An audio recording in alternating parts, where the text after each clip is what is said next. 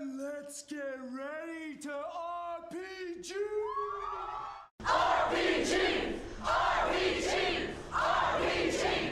RPG! RPG! Hello, everyone. Good evening. Welcome back to the Knights of Last Call. My name is Derek Melinda, and we're back today, continuing Stone Month, I guess, at this point, as we continue to have some amazing, incredible support for Stonetop, and people want to know it, and they want to see it. Now, we got a little distracted, a little sidetracked, by me nostalgically recalling and remembering a really fun post from Dragon's Foot from about 15 years ago, but which reminded me, of course, of my own fun times playing BX D&D, which, of course, I love. And it's interesting. We're so again, it really just depends on how you see and how you approach this hobby. But the last couple of streams, we've talked about Stonetop, and then the last two streams we've talked a lot about BX D&D, right? Classic old school D&D. And a lot of people would think that those things are about as far apart as they possibly can be. But I really do view them as being much closer together than other people think. If PBTA is like at like the 4 or 5 o'clock position, then I view old school D&D as being at like the 7 or 8 o'clock position, right? Like we're both on the bottom side of the clock. And it's interesting because I think a lot of people just have surprise, Derek thinks everybody else is wrong. Yeah, I think that a lot of people have just a completely wrong impression of this hobby and what we're doing here. And what it really comes down to is, and I'm contrasted today with, again, lovely person that I met today on Roll for Combat stream, which, by the way, I got strong armed. By the way, apparently I'm going to D&D summer camp. Thanks to this asshole right here.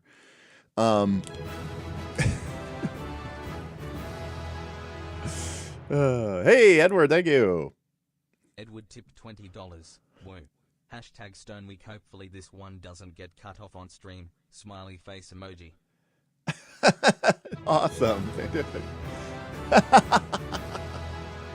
Well, I don't know who that was supposed to be, but Anonymous just tipped $150. Two sides of the same coin. Can you move 75 to the other side?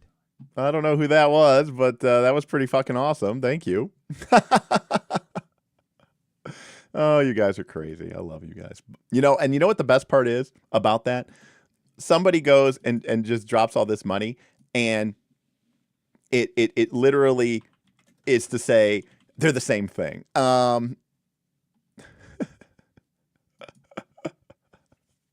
So there we go. We've answered the question definitively, which is neither. Which is great. So, Scotty, okay, that was you. Okay, thank you, Scotty. Thank you, Scotty. Scotty F, thank you so much. Appreciate you. But Derek needs bigger stream goals. Listen. Pigs get fed, hogs get slaughtered, okay? Like, I'm never going to ask for more than I really need, to get by, is basically what it comes down to. That's my philosophy with my Patreon tiers. Understanding, by the way, that like my $50 and $100 tiers are super uber premium, but even those $50 to $100 tiers, I limit those. I limit those because I want there to be a limited number of golden tickets, because golden tickets are supposed to be special, and if everybody has them, they're not special. Patreon is always like, Derek, you have never raised your Patreon prices. You should raise your rates. Prices are going up. Haven't you noticed that you've been paying more at the pump? You should change your $25 tier to a $30 tier, and you should change your $10 tier to a $15 tier. And I don't. I mean, I may eventually be forced to do that. And then when it comes to the tips and the super chats, it's enough to keep me going. It's not, but nothing more than that. Yeah.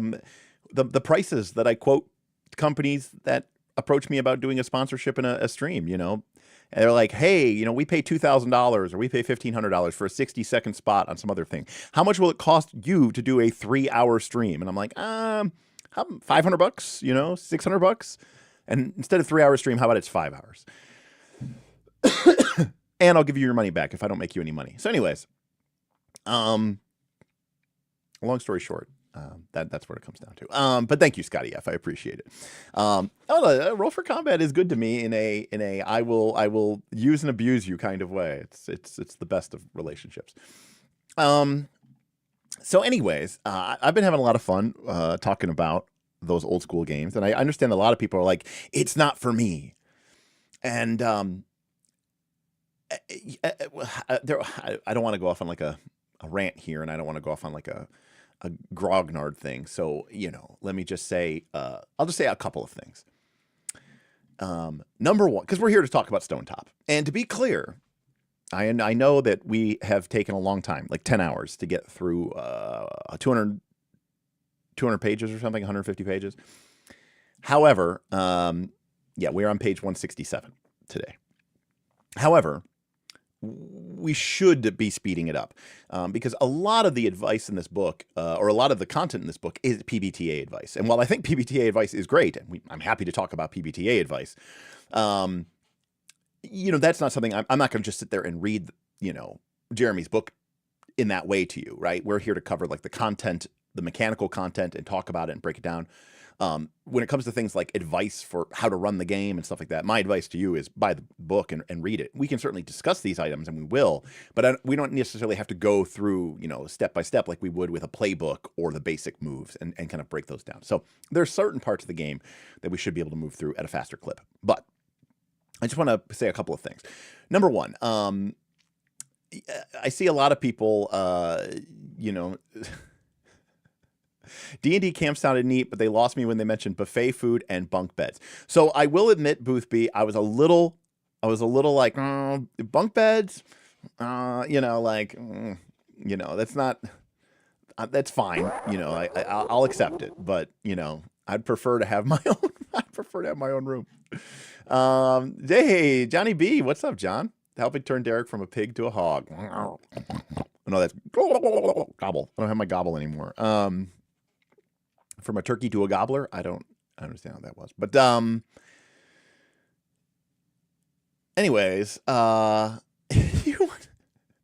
want my own room and I want my own kitchen. Oh, that sounds like you. What's up, Pulf? Good to see you.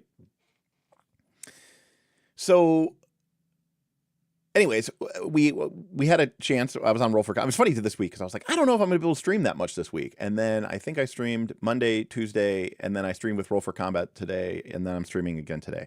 Part of the reason is because in theory tomorrow I won't be streaming if I decide to go to see this concert in Columbus, which I really don't want to do because I do want to see it and it's really cheap, but I just hate driving and I hate going places. But I think if I go down to Columbus, I'll be able to scope out the NightCon room in advance and maybe take some measurements. And that kind of, we have, it's a month to go till NightCon. So that might be a little nice to get that set up. That's true. I also ran and recorded a 3-hour The One Ring session on Sunday. So I actually forgot about that, Wes, even though we did record it, but it wasn't like a stream. Man, I'm too bright. Got to turn myself down here a little bit. What are we at? No, it's not too bad. All right, we'll go down to 10% and 5. There we go. Thank you, David. First time catching the stream live. Oh, excellent. Well, the VODs are fun too. You can watch at double speed and get through the endless information and tangents faster. So I appreciate you and thank you for the support, and it means a lot to me. Thank you. It is a alt pop punk emo band called Daisy Grenade, based out of New York. And they are doing their first headlining tour. So, and they're down in Columbus. Well, I do try to deduct things. Anyways, so before we get into Stonetop, thank you, David. Thank you, Scotty. And thank you, thank you everybody, but thank you, David, and thank you, Scotty, and thank you, John, and thank you, Edward. I can't tell if you're being serious or not. I have made my love of emo music very, very, very, very clear on this channel. I even went, I was in January. I was on an emo cruise. We've done top tier lists, I think, of Paramore songs and stuff like that. Anyways, what I was going to say is, yes. Well, I mean, those two things are kind of conflated, Jake. But I do love a tatted baddie. Let's just say that.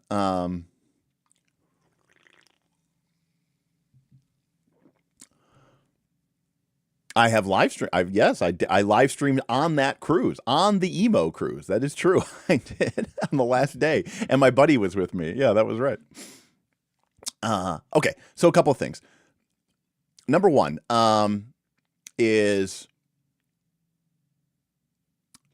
we were talking. I was on Roll for Combat today, and I went to and we had Sammy Glicker from Dungeons and Camping or whatever it's called, and Camping and Dragons. I don't remember what it's exactly called, which apparently now I'm going to. And she was talking, and I'm excited. I'm going to go. But and again, no shame. But, but she was talking about, their adventure and how they write it. And, Stephen Glicker was really interested and, maybe I could publish it. And they were talking about how they, have this story and then each people tell different, discover different parts of the story and they write this. And I couldn't have been less interested. And I think what people fail to recognize or realize is that the thing that is very similar to, say, PBTA game and the OSR games and, the BX reading through that we're reading is there is no story. We're making the story up as we go. And that is just so much more interesting to me and so much better to me. And the key component is, as the GM, I literally do not want to know what's going to happen. I don't want to know. And more importantly, I don't want to decide what's going to happen. I think deciding things is like the most boring thing ever. I love to be surprised. I love to be, to be part of the discovery process. And with old school gaming, like a classic BX D&D, sure, you might have an adventure module, and to be fair, that's fine. There's a difference between playing to find out and absolutely zero prep, and you're just literally making it up as you go along. That's fine. I don't mind a little bit of prep, draw maps, leave blanks, though, right? That's the core thing here, right? But like, whenever I run an old school game, or if I run Caves of Chaos, I don't know what the kobolds are going to do. I don't know what the goblins are going to do. I don't know what the orcs are going to do. I don't know what the ogre is going to do. And that means that every time I get to play, I don't know what's going to happen. You could encounter 10 orcs, kill one, the others lose their nerve, they run away. It turns into this, hit and run type experience, or they could hold their ground and fight to the bitter end, or they could make an overture of peace to the party because they want assistance in battling the hobgoblins, and that the orcs are, they aren't necessarily good, but they also, believe that this evil, cult of chaos is a bigger problem than them, and they want to work with the party to destroy the chaos cultists. Like, you get this just completely immersive moment that I don't think you get by being actually immersive, right? And so there's just such this fun element for me of playing that way. Well, PBTA is the same way, right? As a GM, I like having those restrictions on myself. I like having to abide by the rules of the game and go in direction. So when I talk about why I think these games are closer than people think, a lot of it has to do not necessarily with the character, the tonal content. I will completely agree that Stonetop, with its focus on, your ties to a village and the legacy of that village, is very different from, murder hobos literally kicking in the doors to, hobgoblin lairs and fighting them. But I enjoy fantasy, I don't enjoy cyberpunk, right? So there's something to be said about genre and tone. But what ultimately really sells me on a game is, are we making a story together, or am I just playing through the one that you wrote? And I find those to be so boring. I just find it to be so boring and inefficient. And I think that's really what it comes down to, is efficiency. There's a reason why I originally got YouTube Premium, and it's so that I could watch YouTube at faster than 2x speed. Eventually, I got a plugin that does the same thing, and avoid commercials, of course. But the reason is because if I want a story delivered to me, man, I'm gonna read a book or watch a movie, because that is just so much faster, right? If I'm playing an RPG to get a story, my God, it's like watching paint dry, man. Like, it's so painfully slow. Everything about an RPG is inefficient and slow. So I have just so little, interest in that. And I don't really, again, I have my preferences when it comes to like style and tone and genre. But what really comes down to is that core element of the play pattern. And whether it's, deeply legacy, village-based generational play, or kick in the door, murder hobos, we're here for your gold, and chew bubblegum, and we're all out of bubblegum, that's okay. But like, that's okay if we get to a creative component where we are all legitimately creating. And I find that to be just so much more fascinating and so much more interesting. No, that's my point, Guitar Guy Nick. It should be all about the experience of the table, right? I mean, yes, ultimately, look, I'm not trying to say that if you enjoy stories that you're doing it wrong. I'm not saying that at all. I'm just simply saying I don't particularly love them. When you hear people say I'm in it for the story, okay, well, the story is going to be being fed to you, spoon-fed to you at a snail's pace. And I find that to be extremely, painful. And again, I think there's a time-honored tradition, right, of tear them apart, go off the rails. I find the premise to be a good starting part, and I repurpose all the maps. There's a lot of famous examples. I don't know if one happened on screen, but I know that like one of my players, George, is here, and he's seen me do it before. The handful of times that my players, or that it may have happened on stream before, I don't remember, but the handful of times that my players and I have played an adventure, that was pre-written, a lot of times there's usually a moment where I kind of just take the adventure module and I go, welp, and I just throw it over my shoulder and I literally just chuck it away because I go, well, this thing is no longer of use to me, right? We have completely, sidetracked from any sort of component of the agenda. So anyways, that's one thing I want to say. The second thing that I want to say is, and I don't want to sound like a dick, which is that, okay, well, it's okay. Tangent to what I'm talking about. Please don't let me get tangented. Okay. So let me give you one of the greatest, I'm trying to think which book it's in. I might actually be able to get the book. Okay, right, hold on a second. Just bear with me. I got to think. It's the second or the third? Just bear with me. Give me 1 minute.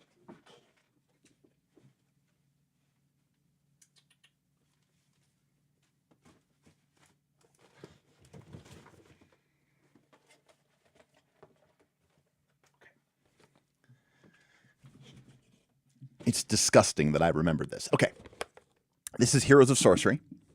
Okay. This is from the Dragonlance 5th Age dramatic storytelling game from 1997, 1998. And the box set contained a expansion book with information for Heroes of Sorcery. But it also contained a cool map. I wonder if this is a map of Southern Urgoth. Okay. No, it's a map of the Dragon Tome. Anyways, of the Fog Haven. Oh, no, it is a map of Southern Urgoth. There we go. So it's a map of Southern Urgoth. Okay. And in Southern Urgoth, okay, so when I played this is back in 1997, 1998. I was in high school. I was like 16, 17. And we were playing this in high school. And this is book 2. Now, book 2 was an adventure, and it was part of I guess you would call it an adventure path. And like the original Dragonlance novels, which came out, which were then followed by the DL1, the DL2, the DL3, right? The modules, which were kind of followed along with the story. These adventures followed along with a series of novels that they released for the 5th Age of Dragonlance. They were written mostly by Gene Rabe. Anyways. They weren't particularly good, but they followed this. And in this book, this is the 3rd or 4th adventure in this series. The group, now, you might not know a lot about Dragonlance, but it'll be pretty apparent. The group goes to Southern Urgoth to go to an ancient dragon shrine to recover a Dragonlance, okay? And, that's the name of the campaign. The Dragonlances are designed to fight dragons. Now, quick tangent to our tangent, which is a tangent off of our tangent. 5th Age of Dragonlance was predicated along this idea that these five big, huge dragons came from over the sea and kind of like took over the world, literally a world consumed by dragons. And they killed a bunch of other dragons. They drew upon their power. They became titanically huge, kind of like Smog size, almost like too big to fight realistically. Whereas in Dragonlance, dragons were kind of smaller-isk. I mean, they were basically like, elephant or larger sized, but they weren't like, the size of like a football stadium, right? So in the 5th age of Dragonlance, these dragon overlords, they were called, came to Krynn and sort of became mega huge and had dominion, not just physical dominion, but like elemental dominion over all like huge swaths. They literally would reshape climates.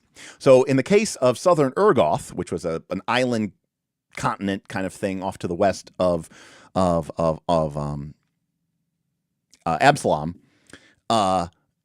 the white dragon overlord Gelidus, known as Frost, had dominion. Okay, and so you're going into secret now. Of course, you're but flies, gnats to this gigantic dragon. But the idea was that you guys were sneaking in, and you're going to finding this ancient temple in Foghaven Vale, and you were recovering a Dragonlance as sort of a way to start fighting back against these dragon overlords. Okay, this is a famous moment in our situation. This is when I knew, and this is back in 1998. Okay, I think it was 98. It may have come out in 97, but we didn't play it till 98. So, the party goes into this, they go through this, they go through this adventure, and then they eventually come to this thing here. And, they go into the fog, and they fight some Knights of Takhisis, and who are also trying here to get the, thing. And they find Huma's tomb, okay? And they eventually they fight off the knights, and they recover a Dragonlance, okay? An actual, honest-to-God Dragonlance. Okay? And they also discover that one of the NPCs that is with them is actually a gold dragon who is in human disguise, right? In their human form. Okay? And he basically has been kind of biding his time. Now, at the end, now again, this is a classic, on rails adventure. There's a section after the party leaves, thing where it says Frost arrived. Now remember, Frost is supposed to be this white dragon overlord, like literally the size of not just a building, but I mean like a warehouse, just a gigantic dragon. Okay. Without warning, the fog that just moments ago swallowed up the knights spits out an even greater behemoth.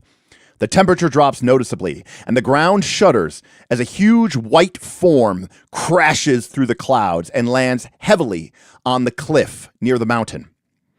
Well over 200 feet long, and radiating such intense cold that you shiver even through your protective gear, is Gelidus, the dragon overlord of Southern Urgoth. He mutters a curse in a language that sounds older than the very rocks themselves and looks around the vale. His eyes pass over you with complete disregard. You know that he saw you, but he obviously doesn't. He obviously believes that you are beneath his notice. I don't know what that damnable gold dragon was up to, but I will brook no trespassing in this valley. His breath is so cold that you can hear the very air crackle and freeze as he speaks. So the idea is that he shows up because of this gold dragon, and he sees the PCs, but he doesn't even register that they're a threat or that they exist. Okay? It says Gelidus' subsequent behavior depends entirely on the hero's response to the arrival. The only legitimate reaction that the players have is running. They stand no chance of defeating a great dragon on their own. Perhaps with the help of several metallic dragons, they might be able to drive Gelidus off, but they would certainly lose several of their allies in the process. Narrators, that's what a GM was called, can read the following passage if the heroes wisely choose to flee. Gelidus laughed derisively. That's right. Run, you puny fleas. Don't stop and ever look back. If I ever find you in my realm again, you'll not live to tell the tale. With that, he launches himself back into the fog, knocking you down with an icy gale from his wings. Now, what proceeds is it says, the heroes may have had their prides bruised, but they will escape with their lives, and the true Dragonlance as well. Frost, that's the Dragon Overlord, not even noticing the lance, believes the heroes invaded his realm merely in pursuit of the Dark Knights. There is no dishonor in running from a foe as powerful as Gelidus. Simply standing in this foggy veil and facing down a creature 80 times their size is the bravest reaction the heroes could possibly have. No one has ever stood up for him before. However, if the players choose to make a stand, it says, Gelidus sneers and growls a sound reminiscent of two great icebergs colliding. You've more courage than sense. I grant you your lives today only because I enjoy knowing that your invasion of my realm to pursue your petty feud with the Knights of Tachesis was for nothing.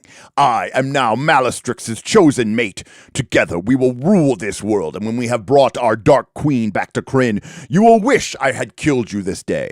With that, he launches himself into the air, knocks you down with an icy blast. So basically, the adventure is like, if the party runs away and flees, Gelidus laughs at them and says, run, you puny fleas.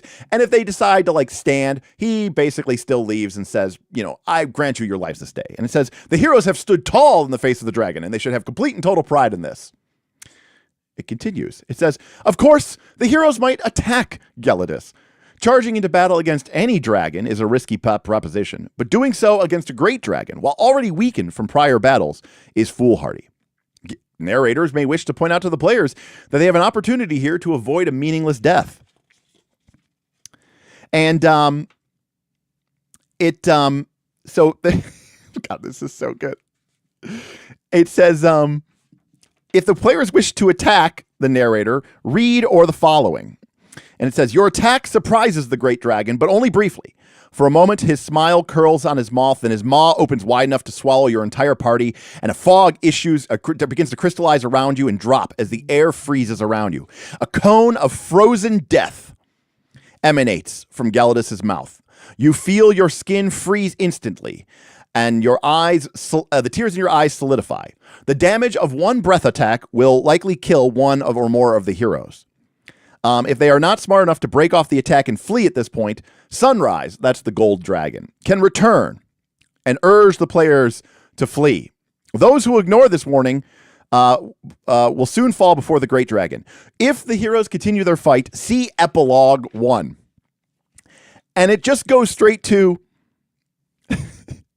Gelidus the White, overlord of southern Urgoth, has proven to be in the end too powerful for you to defeat. There is no dishonor in death at the hands of such a superior force. The great dragons are unlike any beast ever known in Ansalon in all of recorded history. They are more powerful than even their gigantic bodies suggest. And although you have died this day, you can take solace in the fact that your death may have saved the lives of other heroes who will hopefully do everything in their powers to avoid entering battle with the great dragons. So it's just hilarious because it literally just goes from, okay, he breathes fire. If you're gonna attack, just go to the epilogue. And I'm like, oh, okay. So obviously, when I ran this for my players back in this includes Smith, by the way. None of my other players, I don't think that I currently play with, were playing me back then. My players were like, wait a second. We just got a Dragonlance.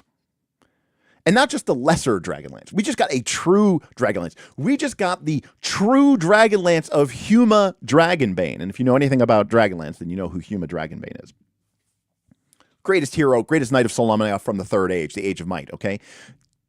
Basically charged into the dragon goddess Tachesis and smote her. Anyways, they're like, okay, we just got a true Dragonlance. And they're like, and now a white dragon overlord, the white dragon overlord is showing up? I mean, what other sign do we need that we're supposed to fight this guy?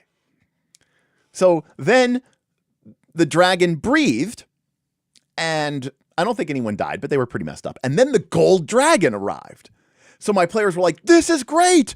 Now we can use the Dragonlance because the true Dragonlance is like 25 feet long. You literally can't even wield it on foot. They have a different type of Dragonlance called the Footman's Lance. This was a true Dragonlance, which meant it could only be used while on dragon. It's too big. You can't even use it on a horse. You need like a full ass dragon.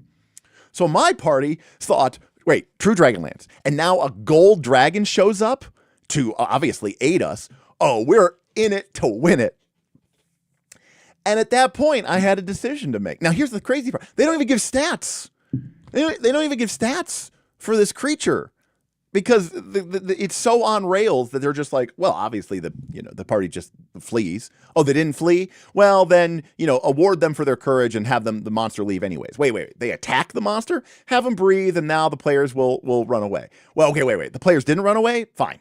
You want a battle? Go to epilogue. Go to epilogue 2. You flip to epilogue 2, and it's just like, fade to black, load game, like reload game, question mark. Like it just ends. And I was immediately like, wait, that is the lamest thing ever. And that was a very pivotal moment for me because that was literally the moment where I said, okay, not only are adventures lame, but I was also like, they're of no use to me. They're of no use to me because my group will never do anything that is remotely correct. And I couldn't even blame them because I was like, they just got a Dragonlance. The Dragonlance. Like the Dragonlance. And a dragon showed up. And then a gold metallic dragon showed up. I'm like, this is everything that they've ever wanted. So anyways. And so needless to say, the campaign, turned. Now, it's funny that Shinobi says this. Because our Dragonlance campaign ended the same way, Shinobi. Not with the Shadow Sorcerer, though. But our Dragonlance campaign ended with the party killing Gelidus, Onsablot, and maybe Kelendros. I don't know. No, maybe even Malastrix. I don't remember. It was, needless to say, it went full gods in space, right? And like, at no point were my party members ever like, oh man, this is so cool. Like in fact, one of the tangent to a tangent to our tangent to our tangent to our tangent. So a tangent to that story. Many adventures later, Malastrix, who is even bigger than Frost, has summoned the other 4 dragon overlords because she is about to become a dragon god. And she is summoned, and so like the party goes there to try to stop Malastrix. Now, of course, in the adventure module, you're just there to disrupt the ritual and get the shit out. Not my party, of course. My party was there to, try to fight them. And by the way, this happens in Act 1 of the adventure. It's supposed to be like an intro thing. Naturally, my party shows up to fight, and then like that's when like it's revealed that the other 4 dragon lords are over there. So all the dragon overlords fly in, and Smith goes, and they're fighting Malastrix, and then they're fighting the black dragon named Onsablot, and they're fighting Kelendros, the blue dragon, and then Frost, the dragon that I just described, that, by the way, they fought at this point in time and actually ended up driving off. He flies down, and Smith, who played a Qualinesti elf. He played a Qualinesti elf named Chiron. Chiron goes, "Get out of here, Frost! We're fighting the dragon overlords." He's like, "We don't have time to deal with you. We're busy fighting the dragon overlords." And it was just like, they just like completely dismissed him and literally insulted this like 200-foot long dragon. Anyways, so, this was obviously terrible. But now, if you ask my players at that time and even years later, did they enjoy this? And they would say, hell the fuck yeah. And it's because, I basically was like, okay, we're off the plot, and at that point, this is when I began to fear adventures more than I found them valuable, because it was harder for me to try to not lose the plot than it was for me to just roll with the punches. And I found it more stressful to try to quote unquote keep things on the rails than I did just to fucking ignore the rails entirely. And so it was a very dramatic moment.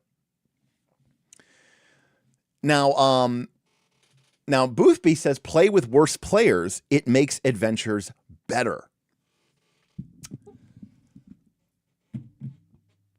That is something I had not considered. That is something I had not considered.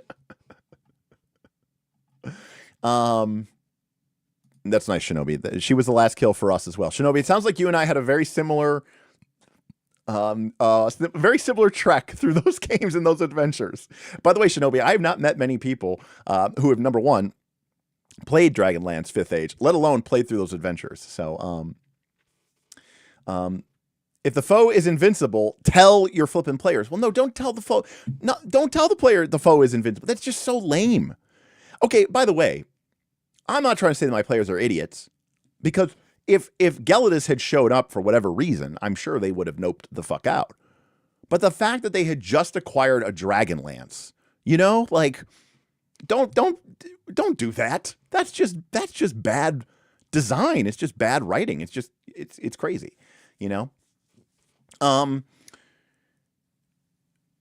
So anyway, so that's tangent number one, which is about, like, playing to find out and being, like, genuinely surprised when I don't like adventures. Second tangent of my kind of rant, and I don't want to seem like a dick, and this one's more appropriate. I've gotten a lot of comments, even like on my Discord, and so even from some of my patrons, but also like in videos and stuff like that.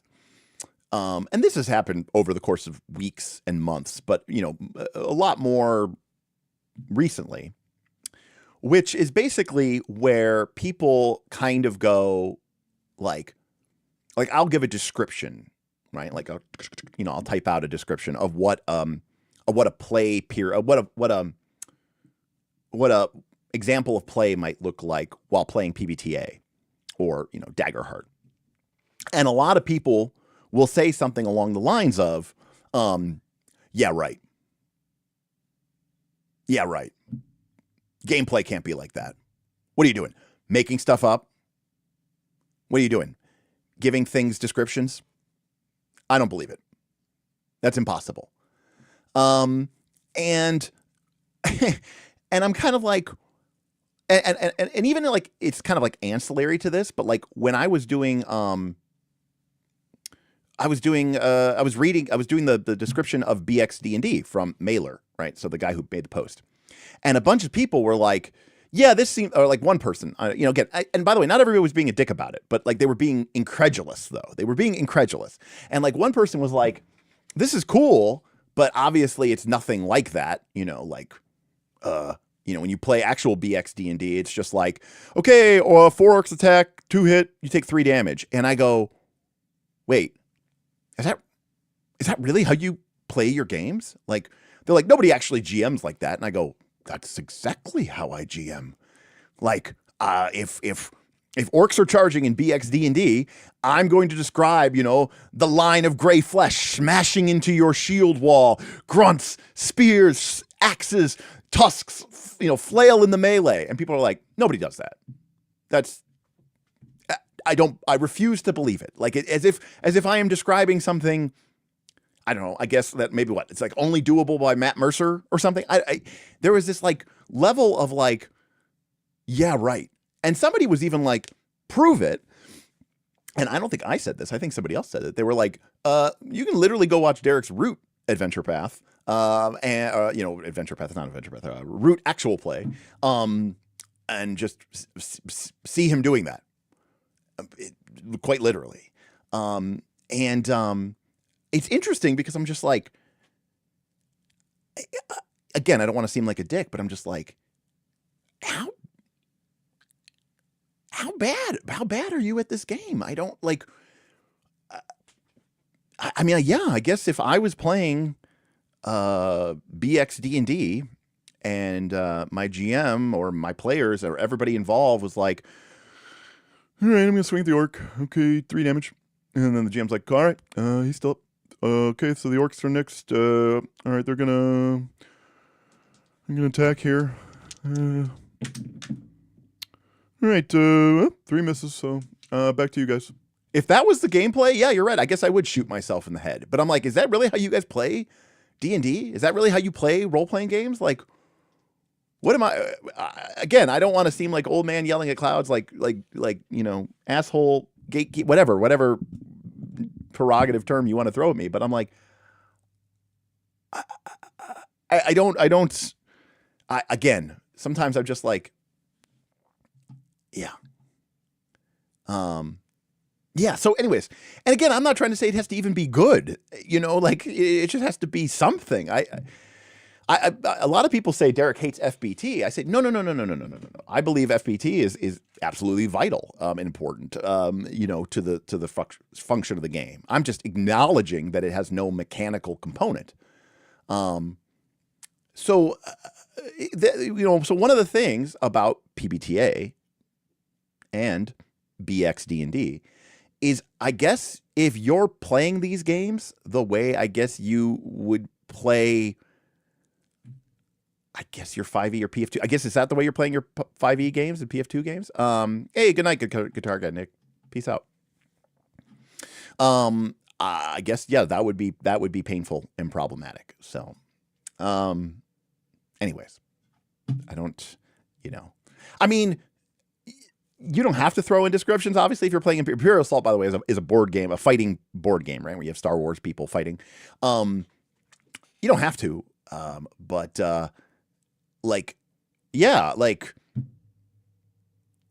that's at least a board game. Like, in theory, like the point of the game is the challenge or something like that. But I would even go so far as to say, I could see, if I was playing Draw Steel, right?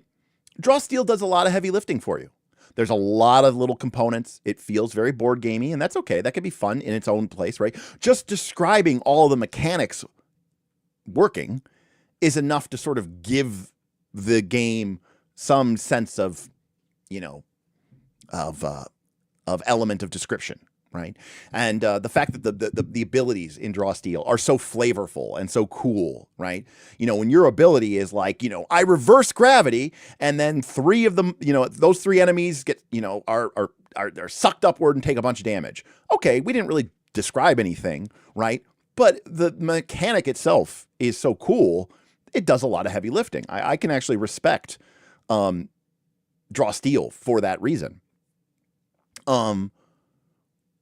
But if you are playing PBTA or basic D&D, or I guess probably even 5e D&D, or like most games, there aren't all these cool little mechanical widgets for you to hang your hat on, right? There's just the D20 roll for a basic attack or basic strike or whatever. And if all you're doing is just going, I attack, I miss, I attack, I miss, I hit 3 damage, like, yeah, I would not want to play that game either. So, now again, right. Jackal says we gotta treat it like the super serious, like the war game that it is, ignoring the fact that the party wins 99% of the time. Correct.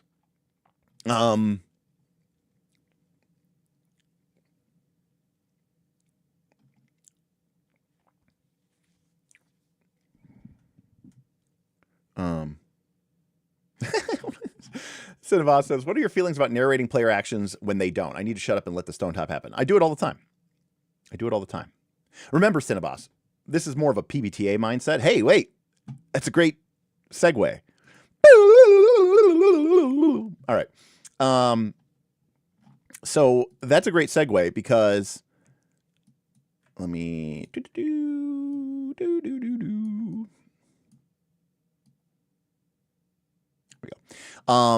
now this is running the game, but don't forget that anytime the players look to you, okay, to see what's happening, that's your prerogative to make a soft move, right? So in my respect, I'm not going to interrupt a player, right? If a player rolls and they are expressing the mechanical effect of their action, I'm going to let them cook. I'm going to let them do it, right? But if at some point, almost inevitably, right, they're going to look to me for permission or to see what happens next or what's going on, and at that point in time, right, that's where I'm going to pivot. And now it is my turn to add additional components and details because, quite frankly, that's the only job that I have as a GM in PBTA. right? Is to basically say what honesty demands and promote my principles into my agendas. So, from that perspective, I think it's absolutely, not only do I think it's okay, I actually think it's more than acceptable,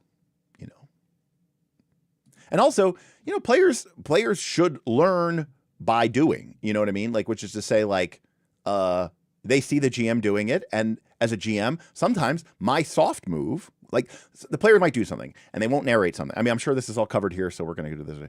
The players do something, and then they're like, and they look to me, and so what I do as my soft move is I ask them a question, right? It could be something as simple as, okay, well, did you cut their head off or did you stab him in the chest? And the player goes, oh, I totally cut their head off. And I'm like, cool. Where did his head go? Right? Like, I mean, you can take that as far as you want, but I'm just saying, like, there are ways to sort of bring players to where you're at, as opposed to being like, go, your turn now, entertain me. Like, I mean, that's not going to help anybody, But yeah, no, I mean, again, my job as a GM is not just to, I'm running the game, but I'm also the director, right? And so I agree with you, right? So it's kind of like why I don't like the Daggerheart spotlight rules. And I'm going to crack a window because it's a little warm in here. Hold on a second.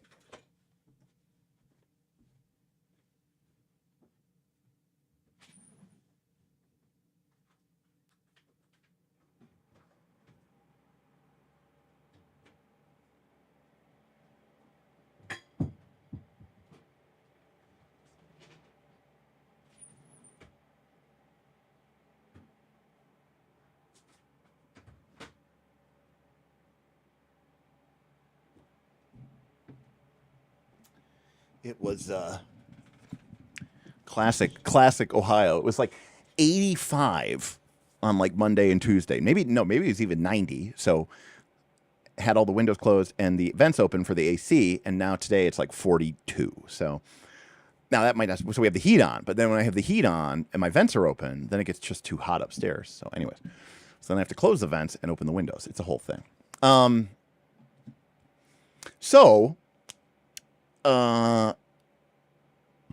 What was I saying? It doesn't matter.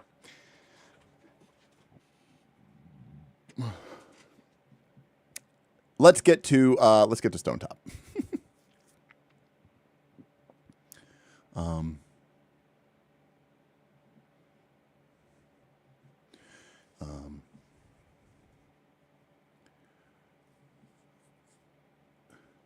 Aaron says, by the way, Aaron, you said a lot of good stuff, and I'm sorry I missed some of it. But honestly, I think the best players I have had are new school players who learn from Critical Role and D20, but learn to play PBTA style games.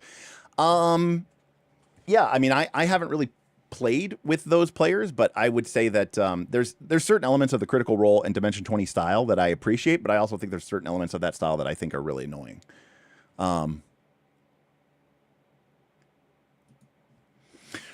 So let's get into Stonetop. Now, again, nothing that we've seen here. Daggerheart. Thank you, Jackal. By the way, yeah, Vin playing Daggerheart, that's going to be incredible. We absolutely need to get a stream on him. It's just me and him basically probably endlessly bitching about Daggerheart and all the things he's changed and me telling him that he's an idiot.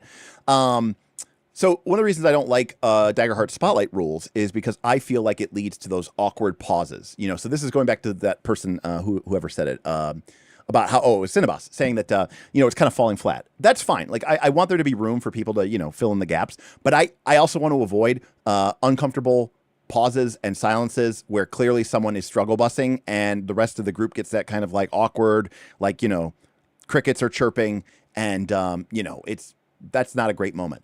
And so same thing is true in Daggerheart. I don't want in the middle of a ferocious melee, right, with fireballs and shadowy assassins streaking across the battlefield, for the players to be like, do you want to go? Who should go? No, I could go. I mean, if you want me to go, I could go. And yeah, I mean, George, you're not exactly Johnny on the spot, which is why, right, in Fabula Ultima, we have our new rule, which is that you just go last, right? Your swashbuckler had after you, and it was the best feat you ever had in your entire life, And that's okay, right? But as long as we just work around it,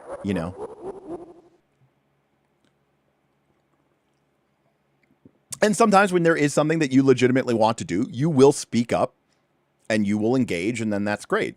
And you'll say, hey, no, this is a great opportunity. I'm going to cast Stolen Time so that Smith can do all that bullshit that he's talking about and not lose his turn. Right? So it's a win-win. But like just, suddenly spinning to you and putting you on the spot, that's tough. Trekkie says, Dagger Shart got banned by our group. Oh my goodness. Why? Why? KC says Vin is running Daggerheart. Did he lose a bet? I don't know. I need deets. I asked him about it. I went, what? In Discord, and I don't think he's responded yet. Or if he has, I haven't gotten to it yet. So, all right. Running the game. Luckily, this section of the book is only 40 pages long, so that we should be able to get through it in all of tonight. All right. Running the game. Our job is one chapter at a time.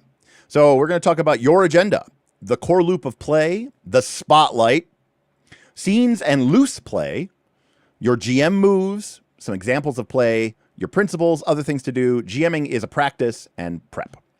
All right. So again, remember, we're not going to like literally go through every single thing here. So we've got stuff here about the game as a conversation. We've talked about this many times. As a GM, you have a special role in that conversation, which is to describe the world and portray. And when you are running a game of Stonetop, this is the only thing that I really consider to be your rules, right? Which is, the only thing that you're here to do, which is to portray a rich and mysterious world, punctuate the characters' lives with adventure, and play to find out what happens. Now, let's take a little bit of a detail into that. When I think about Dungeon World has a very similar set of approaches. However, there's a couple of differences. Dungeon World says things like fill the characters' lives with adventure. This agenda is different, and that is not some meaningless rounding error. Okay, that is a substantial difference. In fact, again, as far as I'm concerned, these are the only things that are my true rules of a PBTA game, which is what is my agenda. Now, again, I'm kind of roughly estimating here, but like in Dungeon World, there's a thing about portraying a dangerous and mysterious world. This is a rich and mysterious world. So again, these are differences between this and Dungeon World. So fill your character's lives with adventures versus punctuate your character's lives with adventure. Those are different words and they mean different things. My job isn't to just constantly send you on an adventure, to constantly put you into danger, to constantly keep the, out of the frying pan into the fire type thing. No, my job is to provide moments of adventure, but they are punctuations, right? So this immediately tells me that my agenda is a bit different. Jeremy lays it out here. Everything you say and do as a GM is meant to support these 3 goals and no others. This is extremely hard language. And unfortunately, PBTA games either spend a ton of words, like this game does, or not that many words. Daggerheart, I would say, doesn't spend a ton of words on this. It does. Don't get me wrong. It has an agenda, it has a principle section. And this is the thing that nobody reads. And nobody ever pays attention to it. And then they complain about how the game runs. And they wonder why. And yeah. Because you're just not doing it right. Sorry. You're doing it wrong. You're doing it badly. It is not your agenda to challenge the player's skill or to provide fair fights or to punish the characters. It is absolutely not your agenda to control the players or force your story to go the way you think it should. This is written so passive aggressively, you would think that I wrote it. Even putting "your" in quotation marks. This is written so passively aggressively. I love it. When in doubt, ask yourself, this thing that you're considering doing, which of the goals of these 3 goals above is this answering? And if the answer is none of them, don't do that. Do something else. Full stop. End of story. That's it. And by the way, these agendas vary from, you know, from game to game. You know, since it's the 1 year anniversary of Dagarhito, you know, if we look at Daggerheart, which, you know, is a PBTA game wearing, you know, 5e clothing so that it can sneak in and get their money, which is, you know, kind of how I think about it. The GM's core agenda in Daggerheart is to play to find out what happens, fill the world with life, wonder, and danger, collaborate at all times, especially during conflict. Especially. That means you're always collaborating, but you actually want to be collaborating more during conflict. Make every role important, right? So again, you know, the GM, you know, principles of Daggerheart are very different than what I think a lot of people are expecting. Now, yes, Daggerheart is a little bit... No, Daggerheart's a little bit nicer.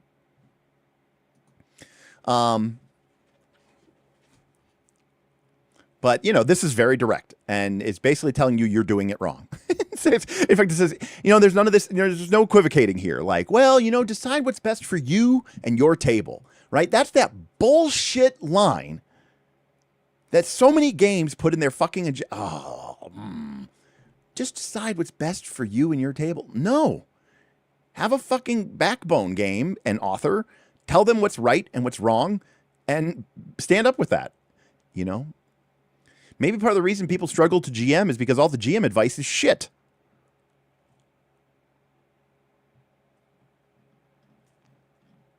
It's a bunch of, well, you know, do whatever you want, sort of, maybe. You know, it's like, again, I'm a heterosexual male, so I only have relationship experience with heterosexual females, cis heterosexual females. But, you know, it's kind of like, well, do you want to go or not? You should want to go out. Wait, well, so pick a place. You should pick. How about we go this place? Well, no, I don't want to go there. Well, then why don't you pick? I want you to pick. But I just picked and you told me to go somewhere else, right? You're not giving me any clear directions. Okay? You're not giving me any directions. Just be clear with me. It's hard to be a good partner if you're not communicating with me. Well, you know what, games? It's hard to be a good GM if you're not communicating with me clearly and directly. So this is great. So anyways, we talk about rich and mysterious world. We talk about punctuating the characters' lives with adventure. And we talk about playing to find out what happens, right? So those are the core agendas of Stonetop. So then we discuss what is at the core of all PBTA games, really, honestly. It is this core loop of the game. And whether it's Magpie games or even Daggerheart games, you know, most games operate under the same presumption. And before you get any, you know, off your rocker about it, realize that this is kind of true of almost every role-playing game, or at least the good ones, okay? Because, you know, even BXD&D, which we've been reading for the last 2 nights, essentially follows this same procedure, right? Nice. Aaronus tipped Cheers. $2 OSR or PBTA? To, of course. I had enough thick in middle school. Look, I will not hate on Thaco in this house, but yeah, I mean, you know, they arrive at the, you know, there's different ways of arriving at the game. PBTA is definitely more my style these days, you know.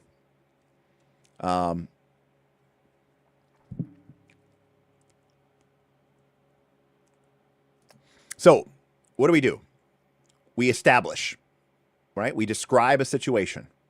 In a BXD&D game, this is you describing the room and what's in it. And if people have questions, give answers to this. Okay?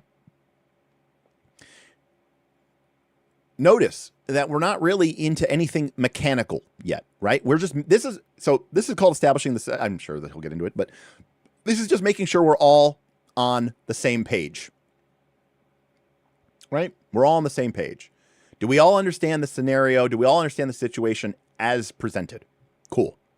Now, after we've established that everyone kind of knows what's going on, right? Because again, as a GM, we are the windows into the entire world for our players.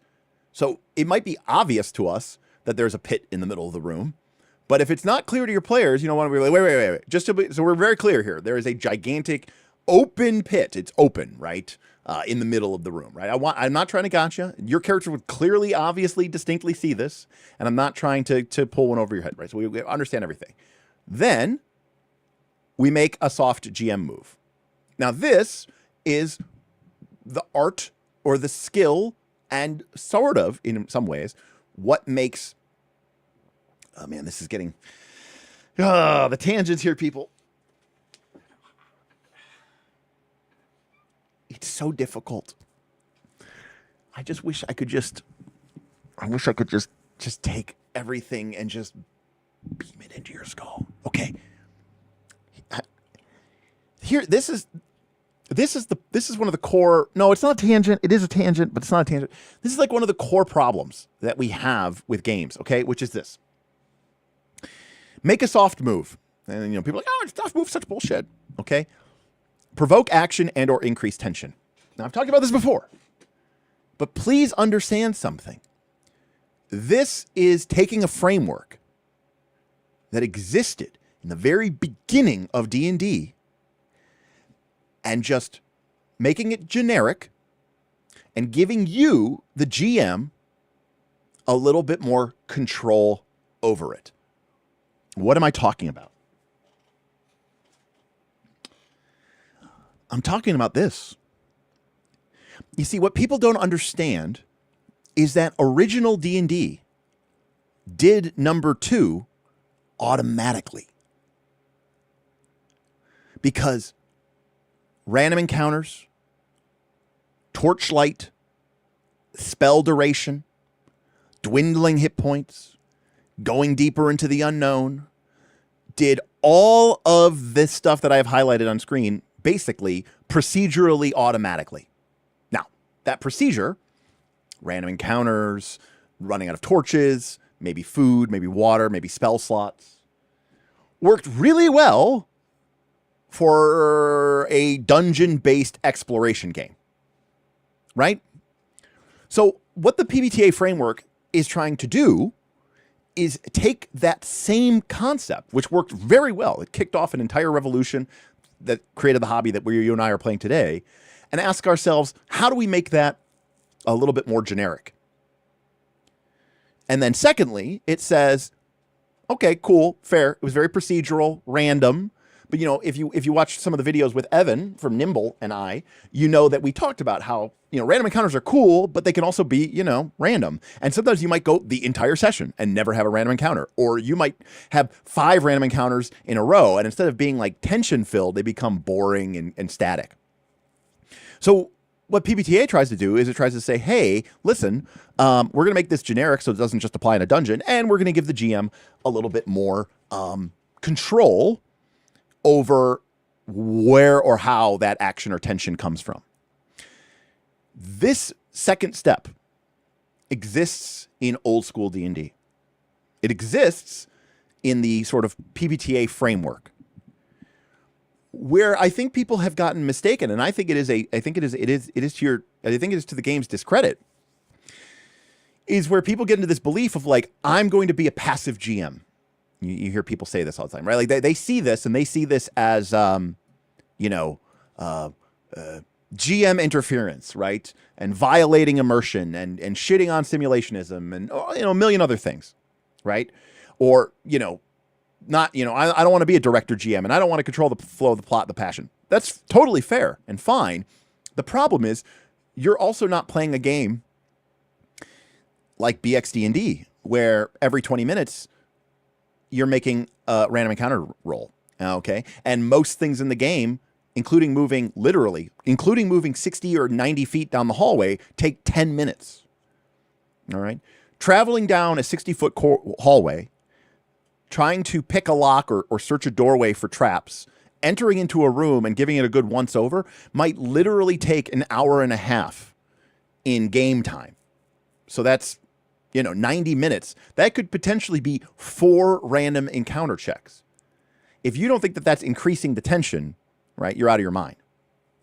So, again, these games in the original design were designed to do this automatically and procedurally. PBTA says, okay, doing it procedurally is easy, but some GMs kind of be like, I want more control and or I want it to apply to not just a dungeon. So we get this. The mistake that I think people make is this belief that you should somehow be a hands-off GM. The problem is that when people got to hands-on GM, what they weren't doing is increasing tension or provoking action. What they were doing is seizing control of the entire goddamn story. And I think that is where the message kind of got lost, right, in the translation, or things got lost in translation. Was people fundamentally understanding that, and this is not your fault, right? This is not your fault. This is like 30 years of D&D. It's that we took D&D and we got rid of all of these action-provoking and tension-increasing mechanics, and we didn't backfill them with anything.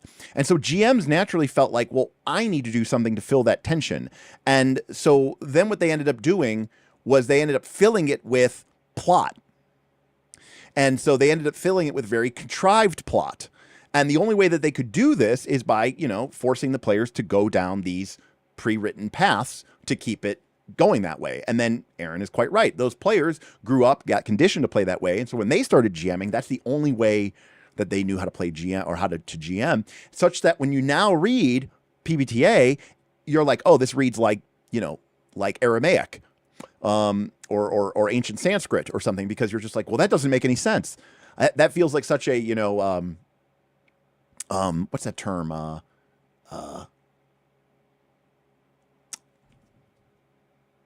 Where the judiciary is being overly involved. I don't remember exactly the political term, right? But like where like they feel like the DM is being too, having too much say or too much input. Anyways, for what it's worth, Adam, I'm glad you enjoy it. Thank you, activist. That's the word. Thank you, an activist judge. Yes, correct. I myself actually don't really like the 1 hour Shadow Dark time. Again, the time I played Shadow Dark, my rule was a little bit different, right? Which was that there was a 15-minute timer, and I put it a 15-minute egg timer and an hourglass, and I put it on the out on the middle of the table, right in front of my GM screen. And if the hourglass ran out, and I noticed that it ran out, there was a random encounter. And if the players noticed before it ran out, and they said, I light another torch, then I would flip the hourglass back over. That worked a lot better. The real-time torch rule is a total gimmick. And I appreciate that it works for some people, right? It's enough to, actually get them to be like, oh, we just can't fart around, I guess. But yeah. Anyways.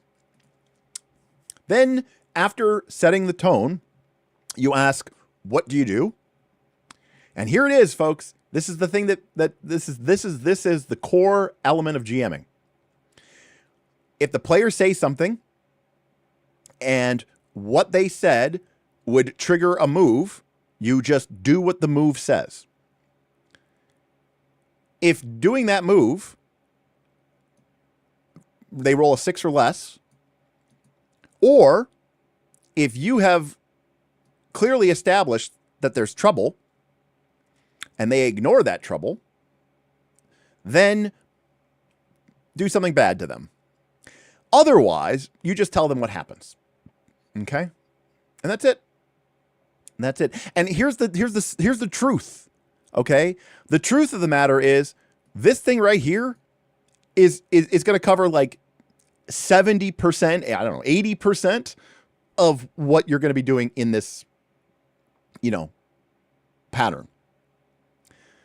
And after you say what happens, if we're still in a situation, then we go back to what do you do?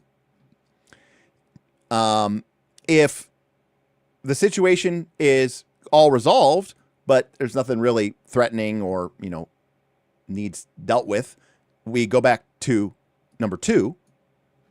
And then if the situation is completely changed, we don't know what's going on, then we go back to step 1 and we reestablish the situation. Tay said, do you ever have them roll the dice outside the context of a move? Never. Do I ever have them roll the die? No, I don't. I might sometimes roll a d6 as sort of a die of fate, as Golda Cat is saying. Like, I might just say, like, I don't know. Like, I don't know. I don't know if this guy's going to betray you. I'll tell you this. I'm going to roll a d6. On a 5 or higher, he betrays you.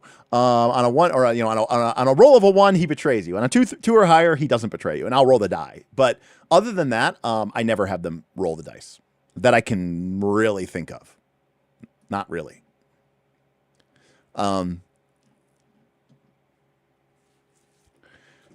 So the best part, by the way, Golda Cat, of our torch rule is it applies to me too, right? So like the torch, the hourglass may have emptied and the players haven't noticed, but I haven't noticed either.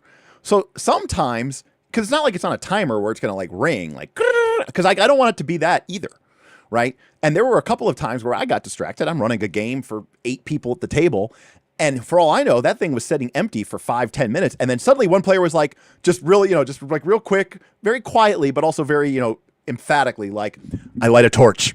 And I'd look and, I'd see that the hourglass is empty. And I kind of realized, oh shit, that thing's been empty for probably 10 minutes. And I didn't notice. And then, they'll flip it over, to reset the timer. And I'm just like, and a player will tell themselves, all right, I'm going to watch it this time. I'm going to watch it this time. But they get distracted, and things happen, right?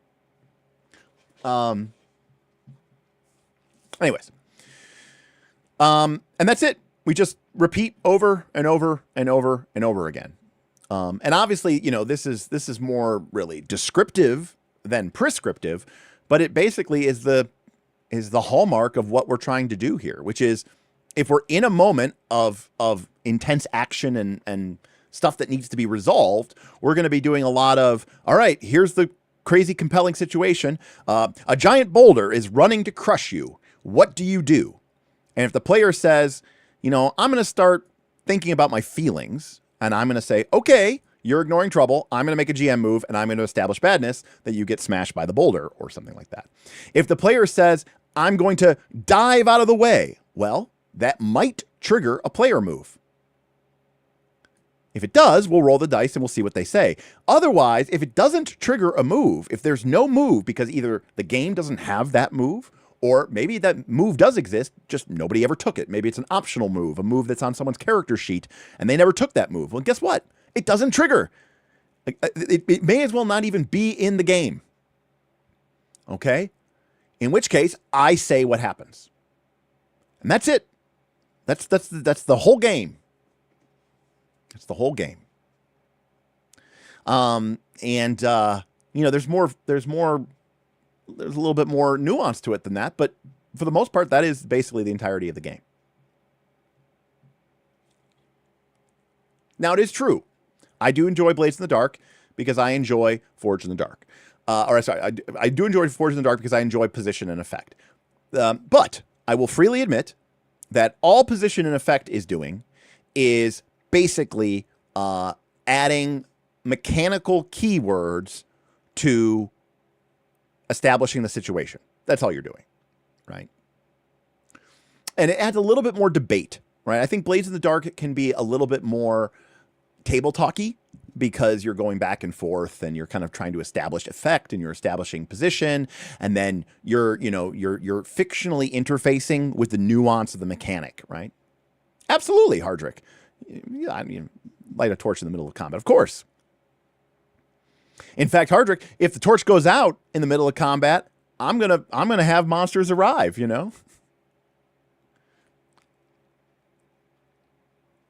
So,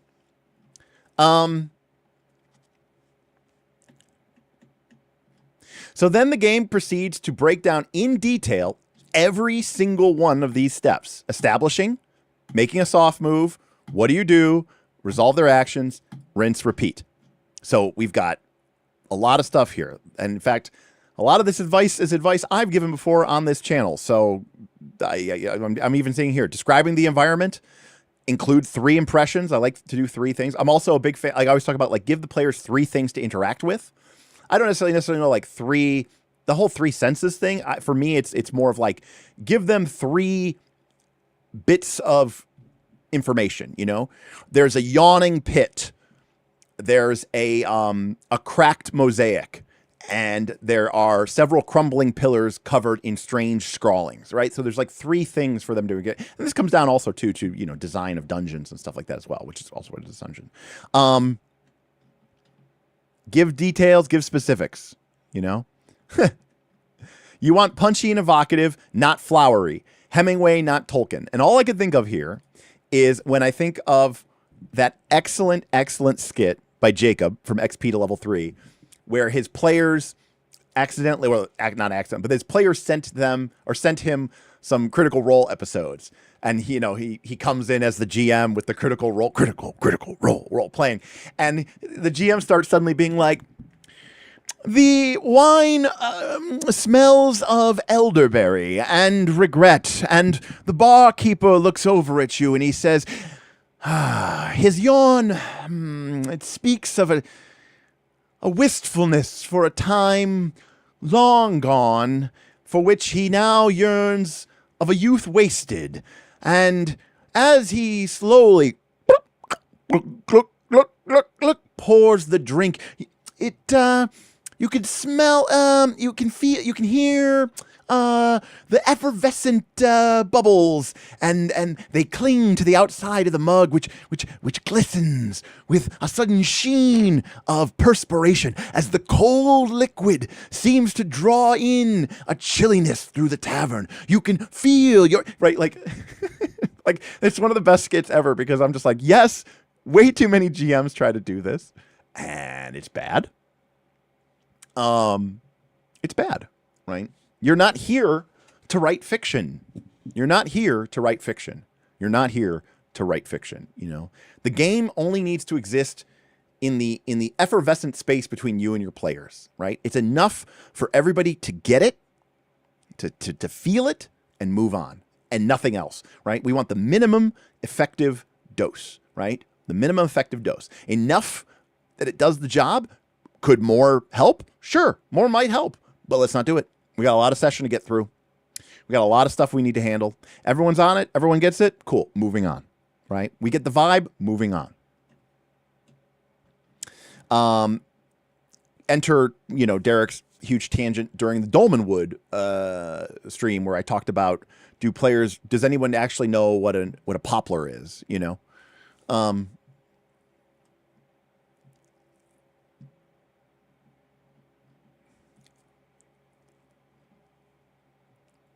and it says, improvisation and prep. Yes, you're making all this stuff up, or you're asking your players to. Sure, you'll do some prep in advance, or you'll pull from a setting guide, but during play, you are going to improvise most of this stuff. Yeah, I mean, I would just say, in the center of the room is a yawning dark pit, and a foul, decaying stench rises up from it. That's it. Or a foul stench rises up from it. Full stop. That's it. That's enough. That's enough detail on the pit. You know? Now, if the players choose to get interested in the pit and they start looking at the pit and they start trying to ascertain the pit, I can give them more information. Right? But I want to give them the ball back as soon as I can. All right? As a GM, I want to keep the ball out of my court. I know this is supposed to be Stonetop, but like, this is just me talking. Like, I think too many GMs talk too much. I don't want it to be GM story time. I want to give my players enough information that they now feel empowered to take more action. And again, they may have more questions, right? Like after I say there's a yawning pit in the center of the room and a foul stench wafts up from it. The players may have questions. They might say, how big is the pit? Can I see the bottom of the pit?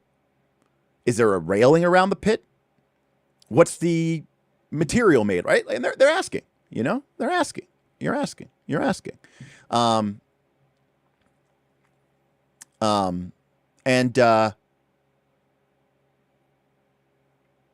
you know. And again, this is a great example here, right? You can even ask, yeah, right, is the pit natural? Right? Yeah. I mean, that could be a great question. Like, well, I'm like, and I might ask a question back. Like, I'm like, what do you mean natural? Do you mean like is it an extra dimensional pit? And they go, no. Like, is it a constructed pit, or is it like an earthen pit, like a dug pit? And I'm like, oh no, it's a constructed pit. Like, it's crudely, it's a shaft that was clearly dug into the earth. And again, what can be cool, and some people nope out, which is fine. And again, there's pros and cons to all of this. I will always say this, right? Right. Oh, no. I'm sorry. It's not a pit like a hole in the ground. It's a gigantic avocado pit. We were way off.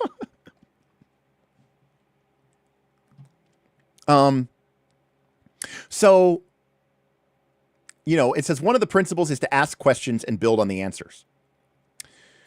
And, so for example, if somebody says, you said it smells bad, like, what does it smell like? And I might say, so-and-so, what does it smell like? And, that kind of thing. Again, not my favorite. I mean, I thought it was great, but a player came to me after this. I ran a game of Avatar, Powered by the Apocalypse Avatar, for a group of knights at Origins a couple years ago. And there was a scene where a character was running from some Fire Nation soldiers, and he gets pulled into a doorway by some unknown person. And somebody was like, who is it? And I basically said, I don't know. Who is it? And someone said, oh, it's your dad. And I was like, yes, it is your dad. And he was like, what, really? And like the person who just shouted out, it's his dad, was joking, but I was kind of like, no, we're going to go with that. That's a better answer. And guess what? Now it's not my story. It was never my story. It's now your story. You have just as much to do with this, as I do. And again, because I don't know the answer. Now, some people don't like that, right? They want the world to be completely established, everything established before they ever engage with it, which is a fair assumption if your agenda is very different. And more importantly than that comes with its own price. The price there is you need to buy really big, thick books. You need to read a lot. You need to do a ton of reading and prep, Anyways. So we've got great advice here about how to do all of your agendas and principles. And then we talk about making a soft move. Okay, so we've established everything. Now, this is the key thing. One of the jobs that we have to do when we're playing Powered by the Apocalypse game is, as a GM, we have to initiate something.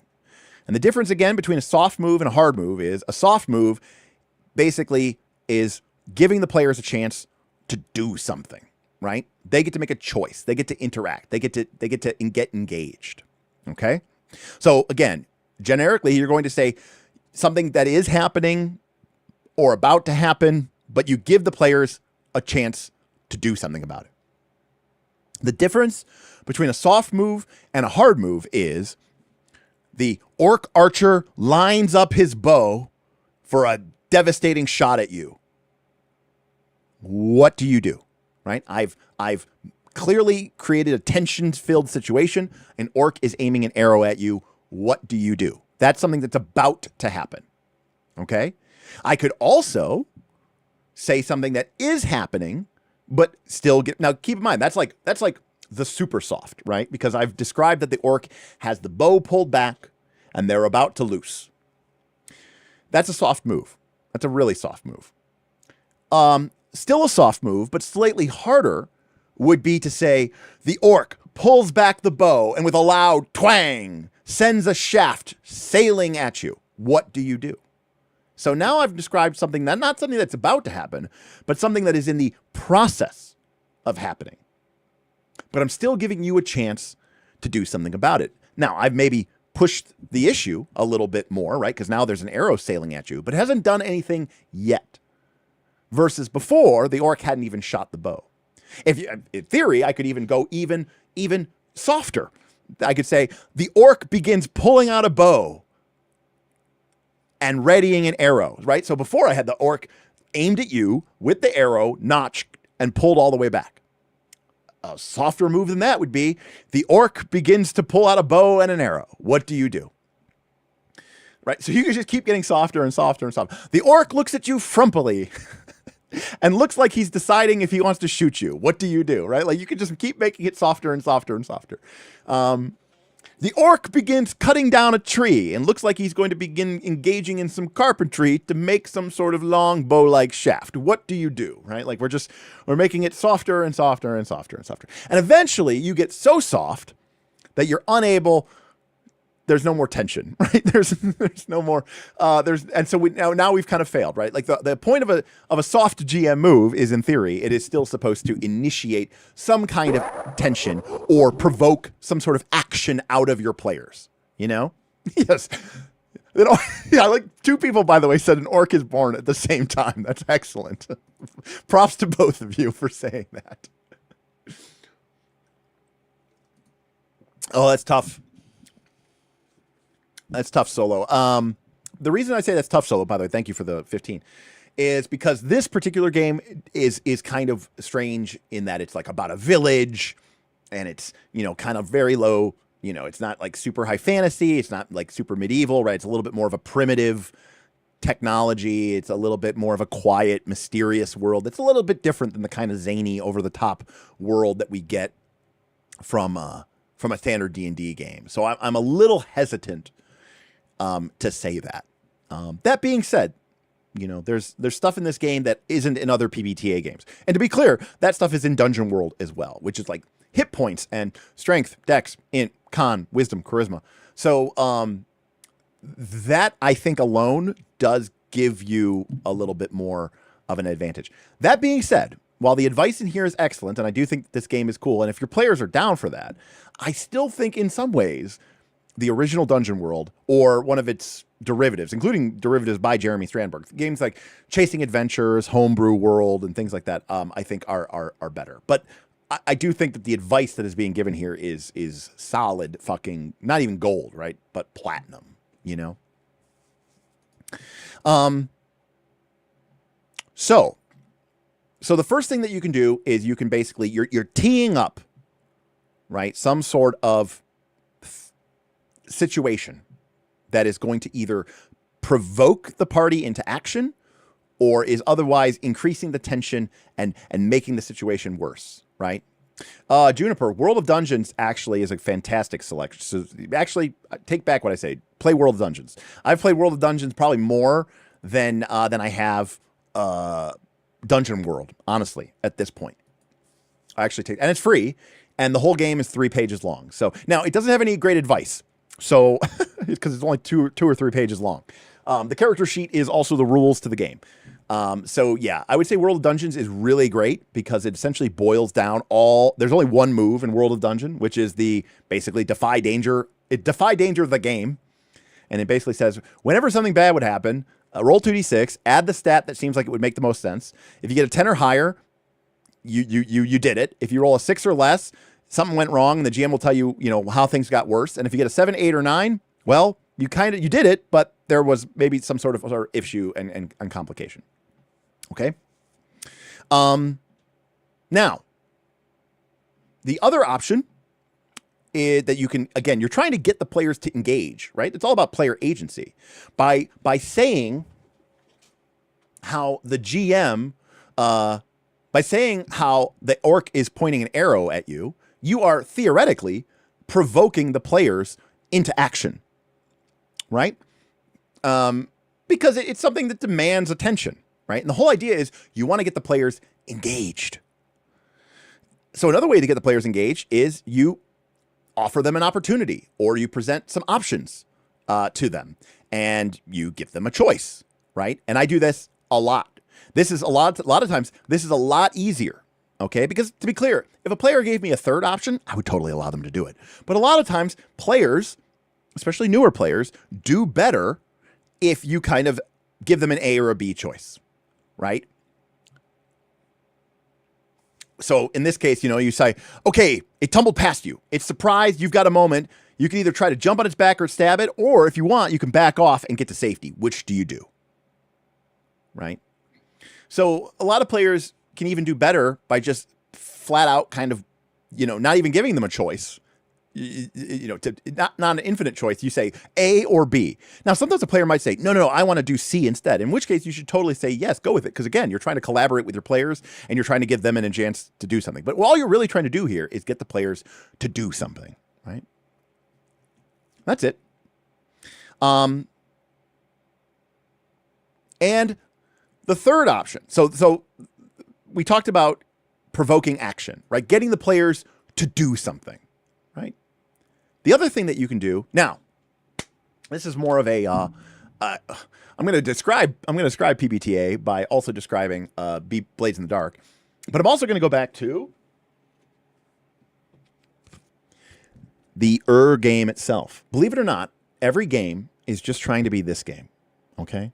We're just trying to do it in a way that I guess makes us feel smarter and better and not like murder hobos, but we're all just trying to be this game, okay? Now, clearly, in D&D, right, if I described, okay, the room is full of orcs and they're drawing their axes and they're charging at you, what do you do? And the players say, unleash a volley, charge into melee. We begin hacking and slashing, right? Orcs charging at you is definitely going to provoke you into action, right? But the other option is to increase the tension. You might use up their stuff, foreshadow trouble, or add trouble to a scene in a way that can't be acted on. You've been down here for a while. Your torches are starting to get a bit low. Or there's another tremor. A bit of dirt falls from the ceiling. What do you do? Everything that this is talking about here is just the classic D&D dungeon shit, but just generic size, right? Like, so you might say things like, hey, it's been 50 minutes. Your torch is almost out. Do you light another one? Or you might say, you hear a strange noise coming from the adjoining chamber, a deep, rhythmic breathing, but in a powerful bass that indicates the creature must be quite large. Now, that doesn't really provoke any action, but I've just increased the tension. Right? I've just told you there's some sort of badness waiting around the corner, or that your torches are running out, or that the power, or that the feeling of evil is getting stronger, or that horrific stench is getting stronger, right? I'm ratcheting up the tension. We do this all the time when we run dungeons and we play games, because as GMs, we naturally understand that we want to ratchet up the tension. But it doesn't immediately put the players in the crosshair. But then the key is we say that, and then we say, what do you do? That's the key. You GM, you are just teeing them up, and then you are trying to get the ball or the conch or the speaking stick or whatever, the feeling stick, back into the player's hands as quickly as possible.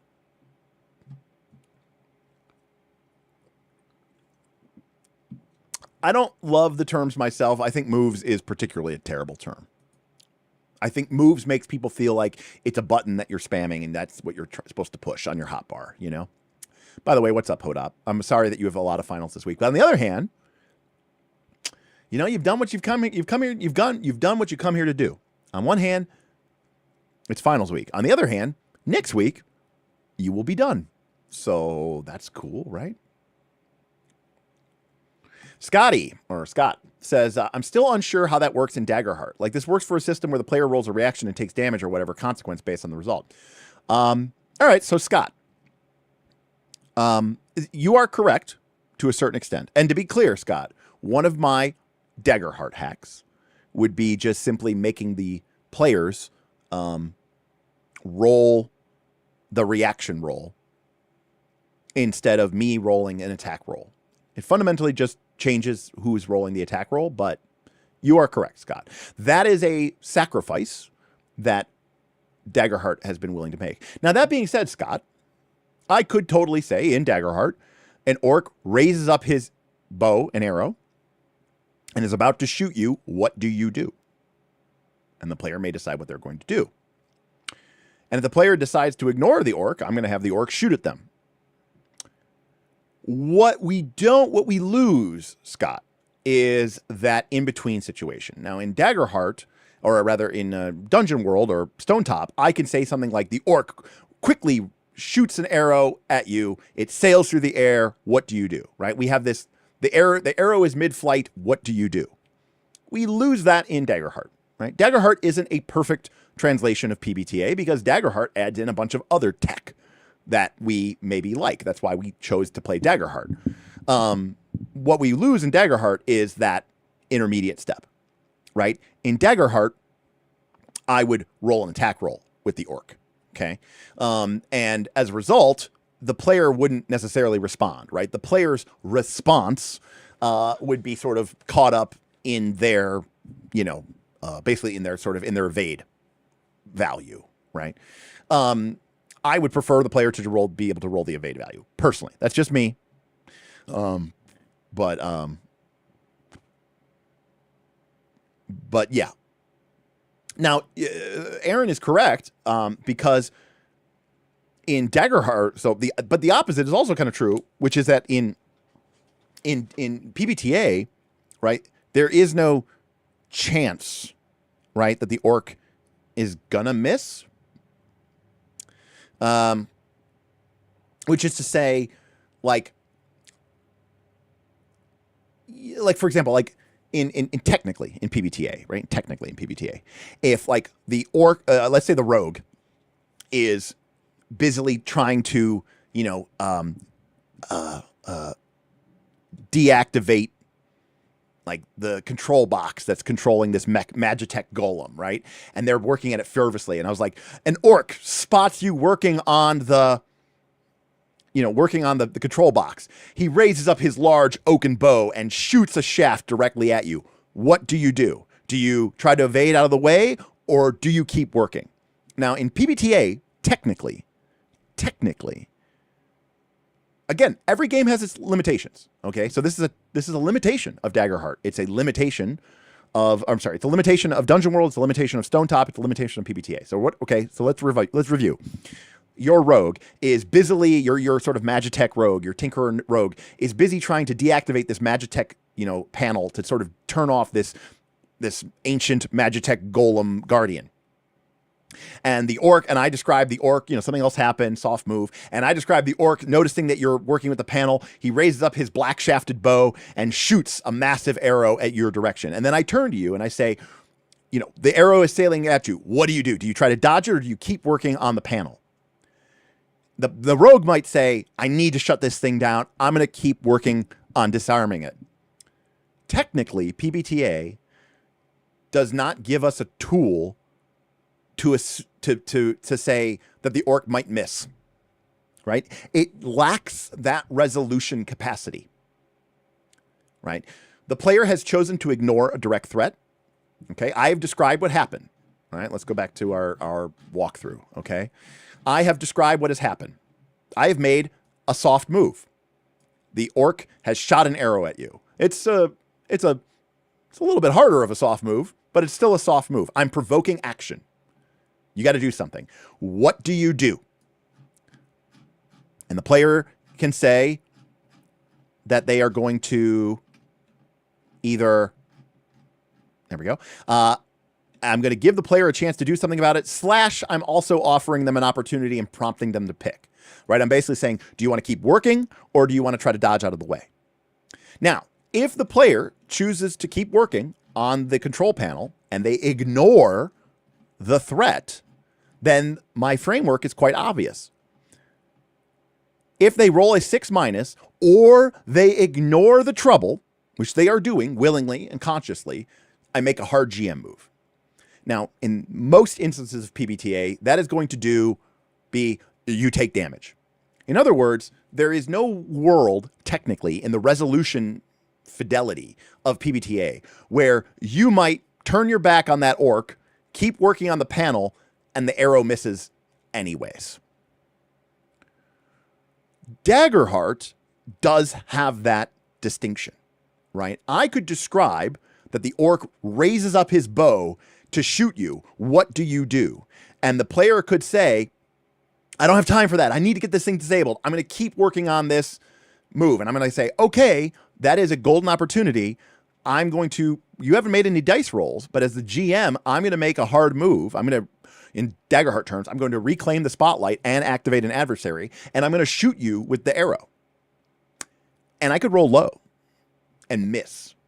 So you know, you could, there's two ways to think about that, right? Which is you might prefer one or the other. I would say that, you know, Daggerheart maybe, in some ways could be viewed to be a little bit more friendly towards the players in that regard, because the GM might miss anyways. Whereas technically in PBTA, right, I mean, are you saying Daggerheart does what D&D doesn't, Derek? Well, no. I mean, if anything, I'm saying Daggerheart is trying to be a bit more like D&D, where regardless of how fucked you are, the monster could always just roll low, right? Like Daggerheart is like D&D. Is kind of like there's always a chance, you know, like you could make a horrible decision and still come out fine because you rolled really well or because the monster rolled badly, right? Technically in PBTA, like in Stonetop, that response doesn't really exist. It's true. An evasive character might have a special move or something that lets them ignore an attack. You're absolutely right, Super Dice. You're absolutely right. Correct. There's a lot of situations. Yeah, I mean, Daggerheart is like water wings for the PBTA end of the pool. I would agree. Golda Cat says it sounds like it's PBTA for cowards. No, I don't think it's for cowards. I think Daggerheart is filling a role. But is Daggerheart fully a PBTA game? No. I think it gains some things, for sure. It absolutely gains some things. Does it lose some things? Yes. Is it going to be more comfortable for people who are used to a trad 20 style of play? Yes, absolutely. Because there are many people who just the idea, right, that just ignoring the orc means that the orc automatically does damage to you is going to feel very wrong. Because they're going to think about it from both a gamist, but also from a simulationist standpoint, right? Like, where in Daggerheart is the odds that the orc could just miss? Why doesn't that exist? Right? And part of the reason for it is it's because you are assuming that your roll to attack has anything to do with the odds that you hit. And it really doesn't. Right? So it's a mistake. It gets back to the nature of, you know, how people misinterpret moves and seeing moves like clash, and the fact that I think this is a downside to Stonetop. I think it is a downside to Stonetop. I think it is a downside to Dungeon World. Is by calling something, you know, an attack, you know, clash, roll plus strength, it makes you feel like the roll for clash is representing a roll of an attack roll, of an accuracy.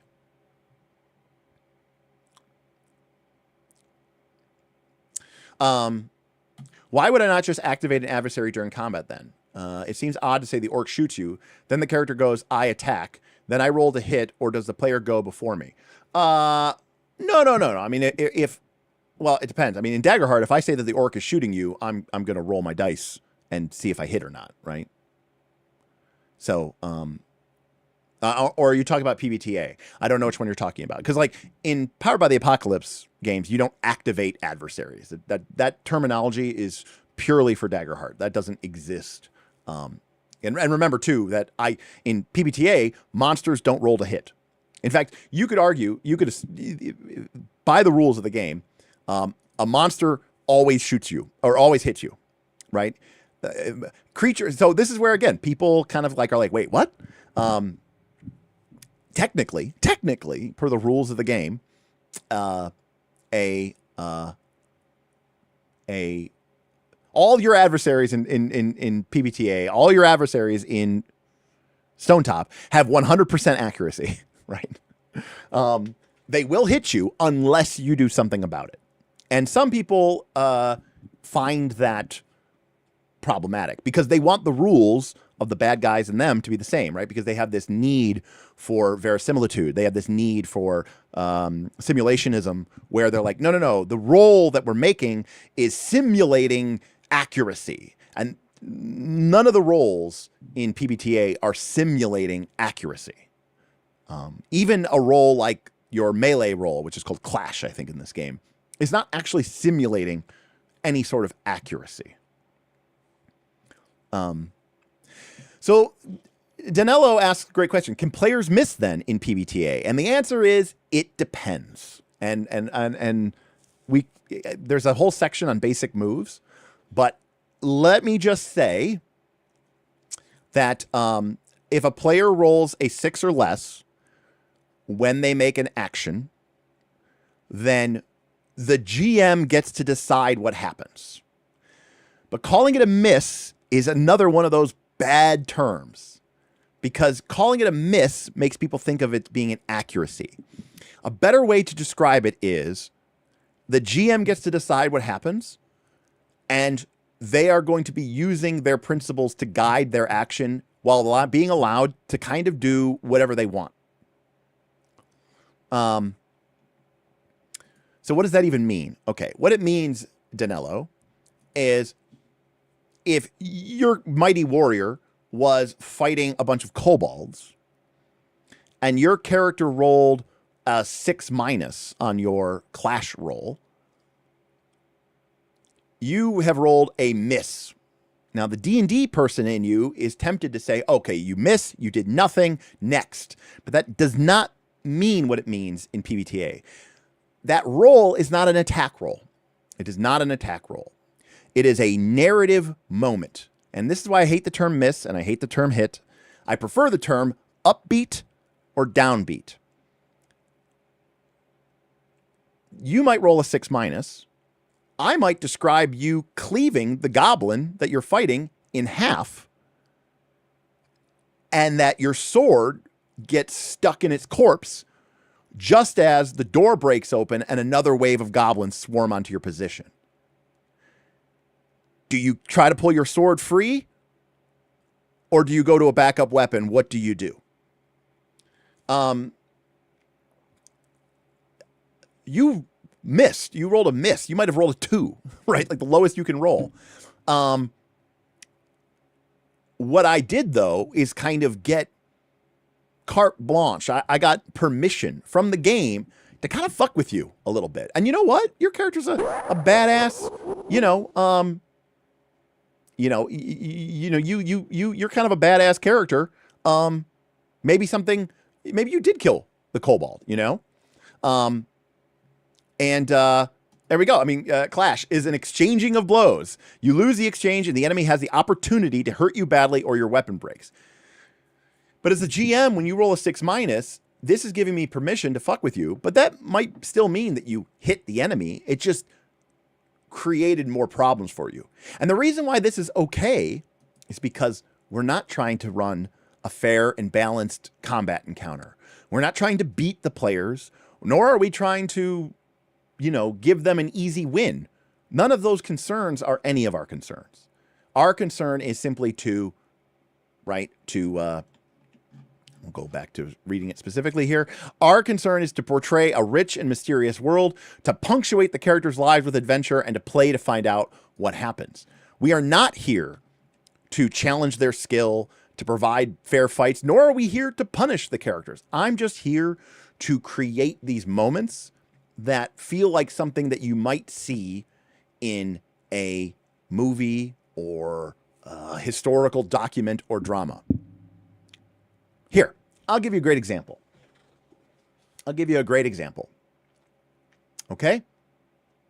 How many times have you watched a TV show or movie and some character, a fighter, has their sword or whatever, and they're attacking, and they kill an enemy, or they're really kicking an enemy's ass, and their sword gets, stuck in their shield, or they're clashed up, right? Like the enemy blocks with their sword, and they're kind of clashing hilt to hilt, or maybe the person hacks the enemy down, and their sword is cleaved halfway to their rib cage. Okay. Or we'll go with the clashing of hilts, right? That seems to be even more respond, right? Enemies fighting, the enemies clash hilt to hilt, and then what does our main character do? Our protagonist. They take their other hand, bam, and they right cross. They punch the enemy in the face, right? Like they've got their right hand. They're fighting hand to hand. They've got their two hands. They're pushing back, and then they push down, and then boom, punch the enemy in the face. Think about that. That happens all the time. Okay. Has that ever happened to you in a D&D game? Ever? No. Ever. It doesn't happen. So, you know, the reason is because there's no mechanic for that to occur in a D&D game. I would say there's a lot of punching in most sword fights, even in like action adventure movies, like not just like realistic, gritty medieval combat movies, but I mean like movies like Willow and Lord of the Rings. I mean, go watch that scene that we dagger-splained, right? Where Aragorn is, you know, fighting orcs. He's punching them, he's knocking them, he's tripping them. You know, Legolas is stabbing people with his arrows, you know?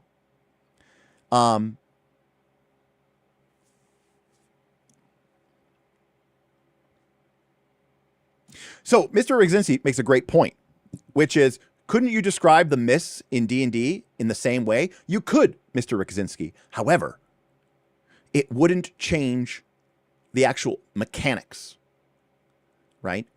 In our game, you rolled a miss, and now you can't attack with your sword anymore because we're bound. Your hilt. You're now in a hilt. What was the term? Someone gave me a weapon bind. You're now in a bind. If we were playing D&D with like a person from Reddit, and they rolled an attack roll, and I rolled a miss, or I'm sorry. I'm playing D&D with someone from Reddit, and their character rolls a miss, they roll low, and I describe how their weapon is blocked by the enemy's shield, but sinks a good 6 inches into the timbered shield and gets stuck and bound. They would be on Reddit at the end of that session complaining about how their GM made up some bullshit rule, because that's not what happens on a miss. The GM said my sword was taken away from me because I missed on an attack roll. And I didn't roll a nat 1. It wasn't a fumble. I just rolled a 6. But that's because D&D, believe it or not, is trying to sort of both be realistic in a simulation, but also trying to like be fair and kind of be what we would call combat as sport. And it's trying to present you with this sort of like tactical miniatures game, right? And that would, if we were playing a miniatures game and it was like, a competition based game where, like Warhammer or something, yeah, that would be bullshit, right? Like you could, wait, what do you mean? Why does your weapon, why are you changing the rules in the middle of the game? That's not very fair. And it's not. So that's why I say that, D&D has a different, like we were playing 40K Kaz, and you suddenly described, that your characters are being healed by the plasma weapons, you'd be like, well, this seems like a little bit of bullshit, So again, PBTA is trying to do something very different.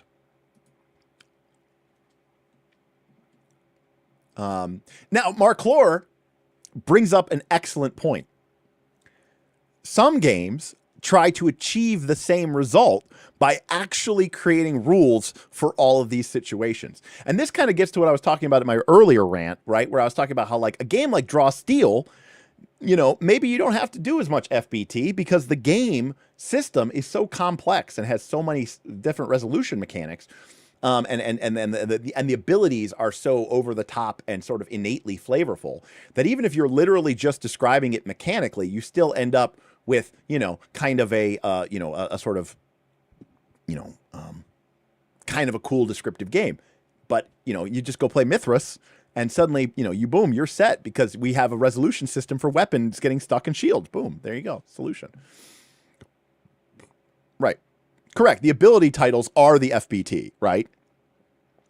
And just not only that, the ability title, not just the ability title, but what the abilities do. Like I said, if you're using some power to reverse gravity and 3 characters enemies get sucked up into the ceiling and crushed, you could literally just describe that mechanically, and it's going to put, right, an image into people's minds that is probably going to be pretty cool and satisfying. So, it does do some of the lifting there, which is cool.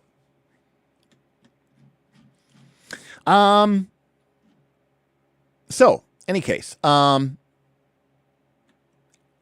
again, after you do anything, you ask the players, what do you do? Right? And by the way, note that it says This hands the conversation back to the player or players. This is where I differ big time from Daggerheart. I enjoy controlling that spotlight. You know, I think it makes it much more effective and useful. Per the rules of Daggerheart, which I think is a mistake, this idea that like the GM completes their turn and then basically goes, I pass the spotlight back to you, communal player group. Now you will all discuss amongst yourself who wants to go next. And this has led to, you know, a lot of craziness and people like being like, well, why doesn't the best player just keep going every single time and all this sort of stuff? I don't like doing that. I don't like doing that. Sometimes I will be asking the generic player group. Other times I want to hear from the wizard. I want to hear from the fighter. And I have no problem saying, okay, blah, blah, blah, blah, blah. Rogue, what do you do?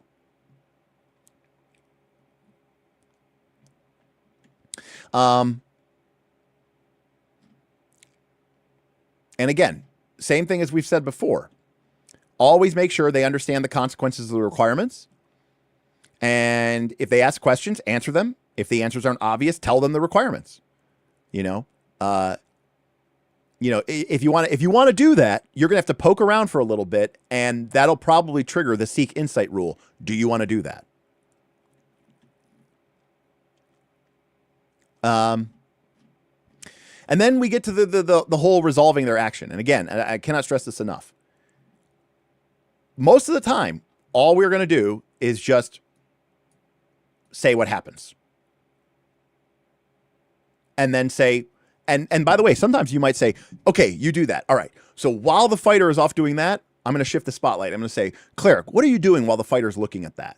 We haven't heard from you a while. I want to control that spotlight. Or maybe we might stick with that character for a little bit. Maybe they didn't do something that was really that important, or maybe we're still building on that, or maybe as a director, right, we are particularly interested in what's going on with this moment. So what do you do?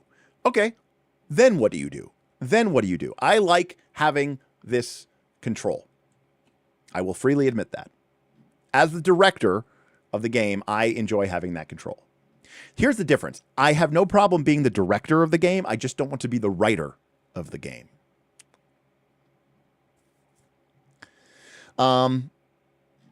So we've discussed this before, but in this game, they say, make a hard move if the player ignores a threat or trouble entirely. In every other game, they call this a golden opportunity. And again, that's a terrible name. So at least I'm glad we got rid of that terminology, and we instead are very specific about what a golden opportunity is. It's ignoring a threat or a trouble entirely.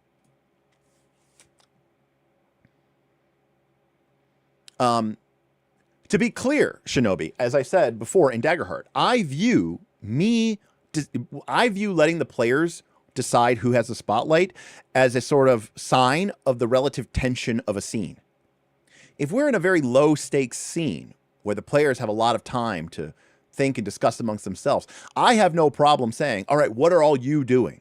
Or who does what next? But if we're in a tense moment where you could think of time as being very precious, whether because it's a combat or the ceiling is collapsing, giving the players that opportunity to sort of discuss amongst themselves who goes next, I don't even think it feels tonally correct. So I think that managing when you manage, the spotlight, I think is an important part. Now, granted, I will still call it a golden opportunity forever because that's just how I learned it. But, it is a stupid term. Realistically, I love it, but it is a stupid term. And again, they say here, when that happens, pick a GM move or just say the obvious bad thing, right? You take damage, you get pinned down, the rocks collapse, the door doesn't budge, the ogre is there, she hates you.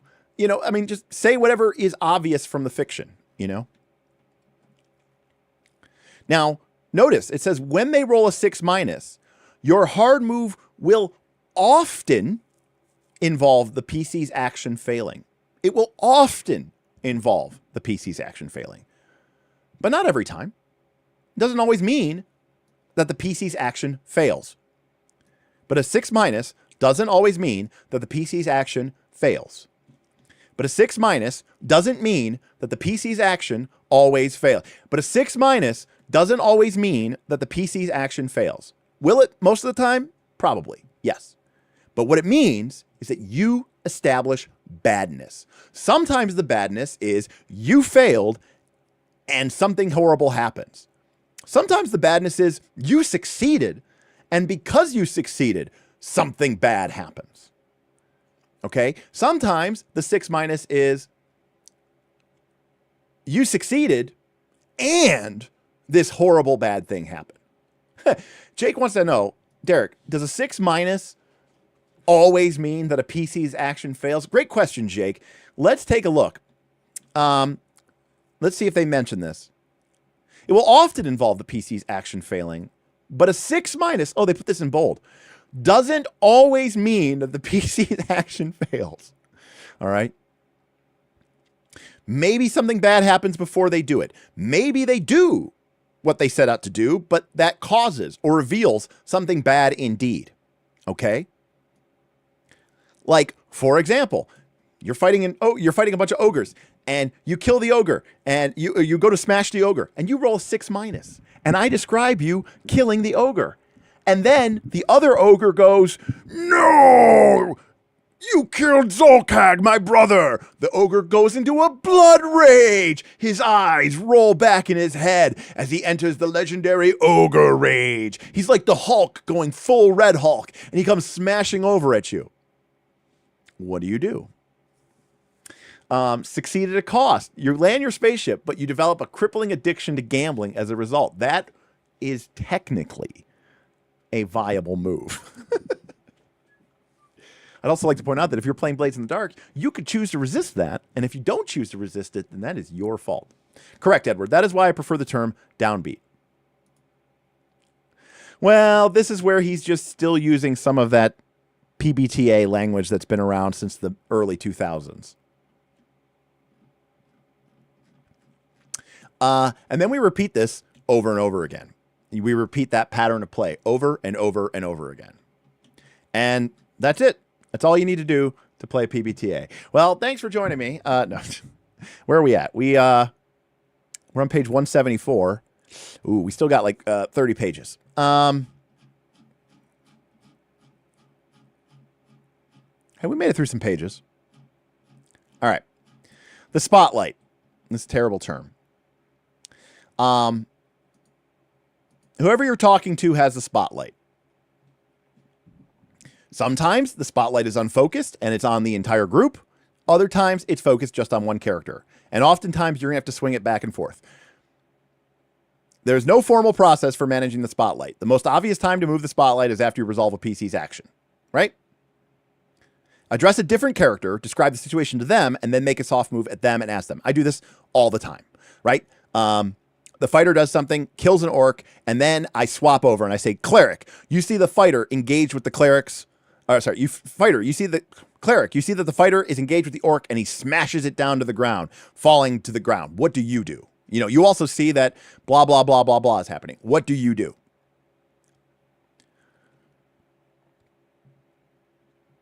Also, sometimes if a player does something particularly cool or awesome, you might move the spotlight off of them because they're going to be busy for a while. Or maybe they just did something really awesome and we don't need to give them a lot of attention for a time.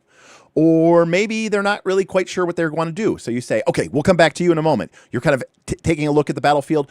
All right, so-and-so, you notice that the fighter has finished killing the orc. The cleric is looking left and right, trying to assess what's going on. What do you do, rogue? And we move around, you know?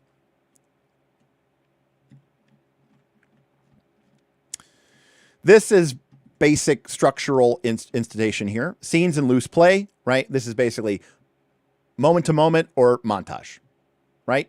This gets into some of the information that we talked about from like Root, where we talk about hard framing and what a scene is. The point of a scene is that a scene should have a point. One of my favorite bits of advice on role-playing games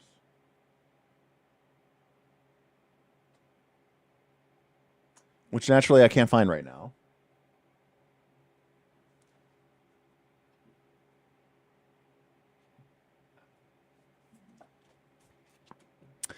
comes from Fiasco. And in Fiasco, you create scenes, okay, in this kind of very collaborative manner, okay, and it basically says here, it says, one last piece of advice: edit aggressively, cut right to the meat of a scene, don't beat around the bush, and then wrap it up as soon as a decision has been made, the truth has been discovered, or the Rubicon has been crossed. Which is basically their way of saying, once you come to that conclusion, cut. Cut. Go to the next scene. Right? We don't need to dawdle. And again, I'm not saying that it's right or wrong. But, there's a lot of role-playing games that really like to chew the scenery, right? And if this was a movie, we would call it a badly edited movie. Or we would call it, we would say, man, this scene is dragging, right? We've resolved this scene a long time ago. We are just, right. Clint Eastwood is known for being exceptionally brief, right? What's the point of this scene? Great. There's tension. How is this scene going to be resolved? Are we going to be able to convince the princess to allow us into the haunted woods? That's a question. That's a question we want to find out. We don't know the answer to, right? Okay, we've convinced the princess. Great. Done. Wrap. Moving on. Right? We don't want to sit there and just continue to chew the scene and, talk about the weather and the quality of the princess's tea. Like, move to the next scene. Now, again, some people play role-playing games for a different reason. As I have learned over the last 20 years, but really the last 5 years, especially of doing this YouTube channel, I have learned that some people play role-playing games because they want to be somebody else, right? They're, I'm not trying to like make it seem weird, but they're almost treating it like a LARP, right? Aggressively editing a scene in a LARP wouldn't make any sense, right? The whole point of a LARP is to live in the moment, right? To live in the scene and to take hours to resolve something because you are just, you're just being that character. And that is what a LARP is, basically. And I have discovered that there's a lot of people, perhaps born out of a critical role or introduction to the hobby, or maybe just, their particular needs about it, is they really want to live in this fantasy world, right? They want to play The Sims, which is fine, which is cool. But Stonetop is saying that is not, that's not necessarily what this game is about. Dirty Phil, how do you have your books organized? Alphabetical, by system, or titles, or both? None. They're not organized by alphabetically by system or by title. They are roughly organized by groupings. So I have all of my Luke Crane games here. I have Burning Wheel, Mouse Guard, Torchbearer, Free Market. Here I have a bunch of PBTA games. Here I have a bunch of miscellaneous con games. Over here are my Free League games. So that's actually by publisher. Then I've got my D&D, old school D&D games, 4th edition D&D, 5th edition D&D, a bunch of Earth Dawn games. And then the more likely I am to reference a game, the more likely it is to be, kind of immediately behind me. Anyways. So anyways, this just talks about basic, screenwriting. Like, good scenes have a purpose. Good scenes are zoomed in. Loose play is what happens between the scenes, right? We're now talking about hours, days, and weeks, right? We do more about talking about the characters rather than portray the characters, right? And I think that's a great way to describe it, right? Like, when we're in a scene, obviously I have a different view of role playing than a lot of people, but I fundamentally believe that, at the end of the day, you are putting forth the play and action of your character. But it is about playing your character. When we're in the loose scene, it's more, we're discussing our characters very much in a third-party way, right? We're talking about bookkeeping, logistics, having meta discussions, taking a break, right? And ultimately, we want to take that loose play and push it back into a scene, according to Stonetop. And the reason why is they said scene-based play is much more visceral, real, and exciting. Push loose play towards scene, right? So in other words, don't just leave your game hanging out in loose play mode, right?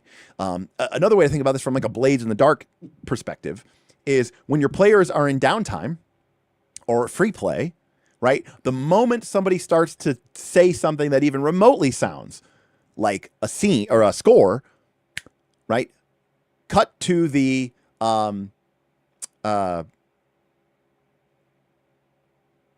it's not called the initiation. Fuck. The escalation? No. What's it called? Shit. Sorry, my brain is no longer working. Cut right to the engagement roll. Thank you. Because, you know, as a Blades in the Dark player, yeah, it's engagement roll. As a Blades in the Dark game, I want to be in the score. Right? I want to be in the score. Right? I know, like, I hear people talk about how they play Blades in the Dark, and I kind of, even like John Harper, and I kind of go like, you know, like, yeah, no, I think you're doing it wrong. Right? Like downtime and free play are not the game. The game is the score, and we should be spending our time in the score. And we're using the free play and the downtime to just lead us into the next score. Right? Well, no, you start the engagement process, and the first part of the engagement process is, what is your approach?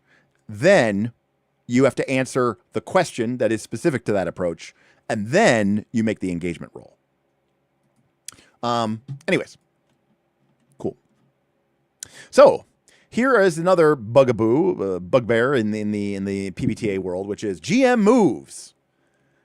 And again, this is a list that is really just you've been doing this your entire life of playing RPGs.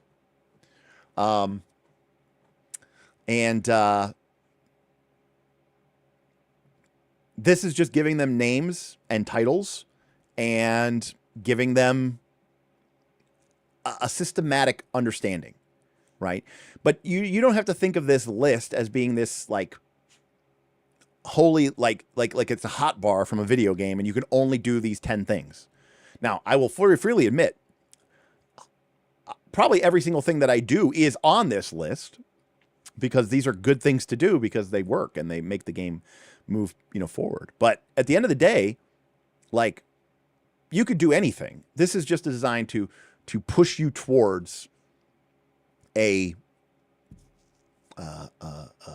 cool outcome, right? So these aren't technical terms. When you reveal an unwelcome truth, right? You're just revealing an unwelcome truth. You know, you don't have to say that, you're just establishing something in the fiction that your players wish wasn't true. You're falling off the cliff. Man, I wish that wasn't true. Yep, but it is. That was the move I chose to make, right? I chose to reveal an unwelcome truth. You're falling off the cliff. Sometimes you can combine different things. If you watched Bob's Birthday Bash, Bob rolled a 6- while fighting an orc guard. The orc blocked his attack and kicked him in the chest. Bob stumbled back, fell off of the cliff, and managed to grab onto the cliff, but in doing so, dropped either his shield or his backpack. And I let him pick. So what was I doing here? Well, I was kind of revealing an unwelcome truth, asking a provocative question, putting him in a spot, and using up his resources. Kind of all at the same time. It was kind of a big combination of attacks options. Now, of course, I could have done something different. That's where the GM comes in. As a GM, you are deciding the tone, the pace, and the idea of your game, and what you say here. There is no right or wrong answer as long as you're following your core agenda. Right? So again, well said here. These GM moves should inspire you and empower you. They shouldn't constrain you. Use them when you're unsure of what to do or when you're in a rut and want to change things up. Don't stress yourself out by trying to figure out what move you are making. Just go with your gut and instinct. And if you need some advice, go with the GM moves. So again, it talks about when you might do this. All right.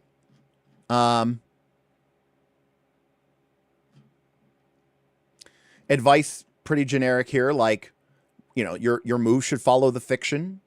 Don't say the name of your move, right? You could even potentially tell your players that if you really want them to help understand better what's happening, but you should still get it to the fiction, right? Don't say I'm separating you. You could say you wake up and realize so-and-so is not on watch. He doesn't seem to be coming back anytime soon. His blanket has been discarded by the edge of the firelight. And you can say, hey, I'm separating you, meta-wise, or kind of like offbeat, off the mic.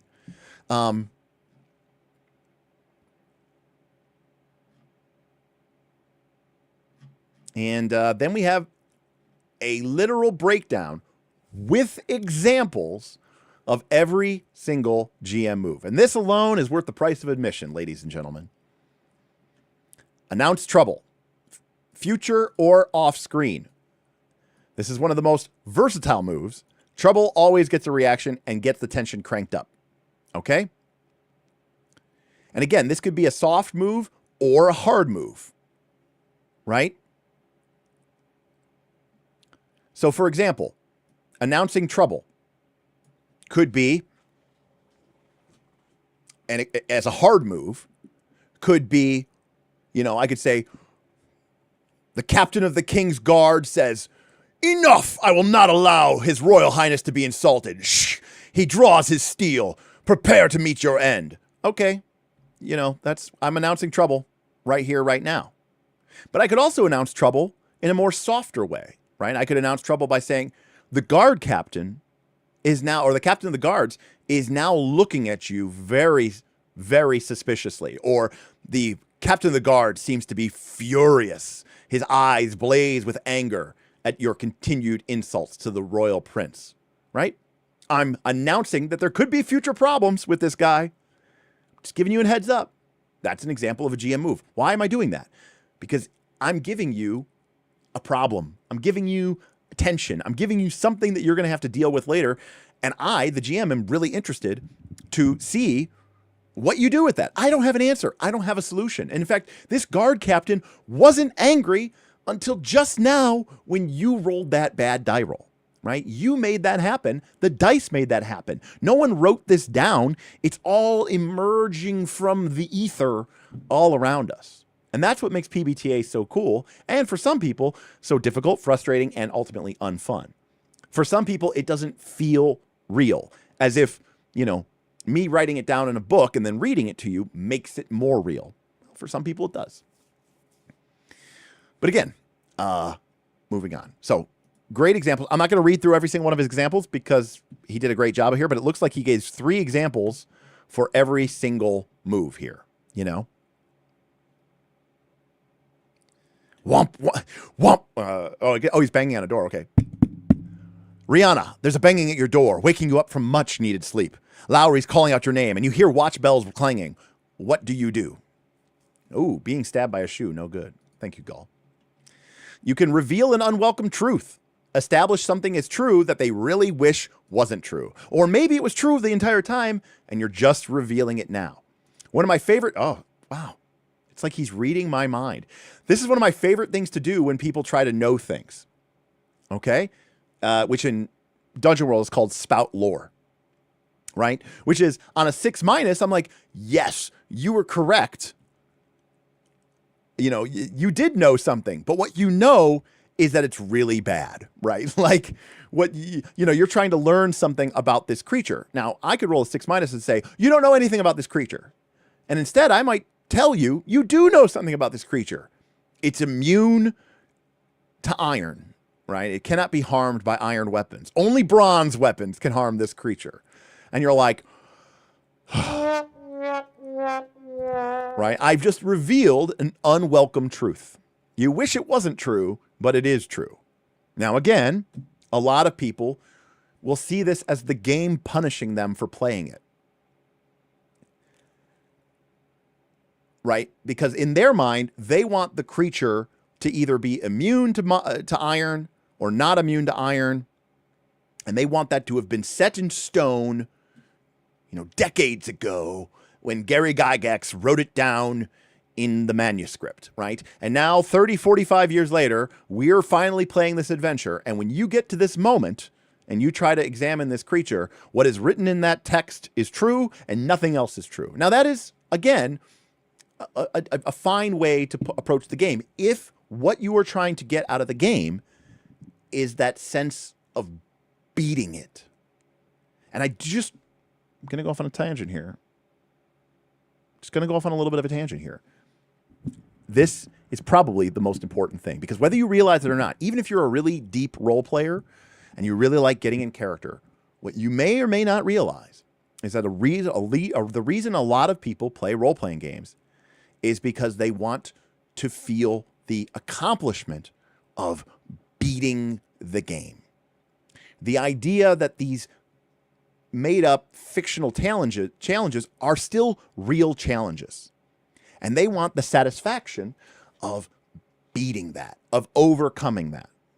Now, one of the reasons, we've talked about this at length, Derek doesn't like video games, right?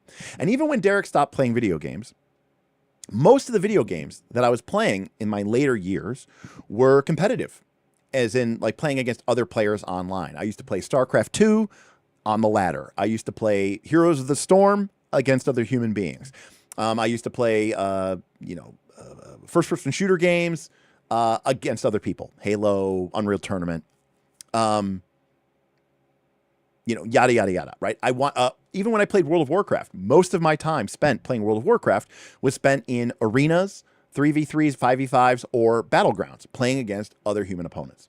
I eventually got to a point where I derived no satisfaction from just beating the computer. Even on a higher difficulty setting, okay? I didn't enjoy it.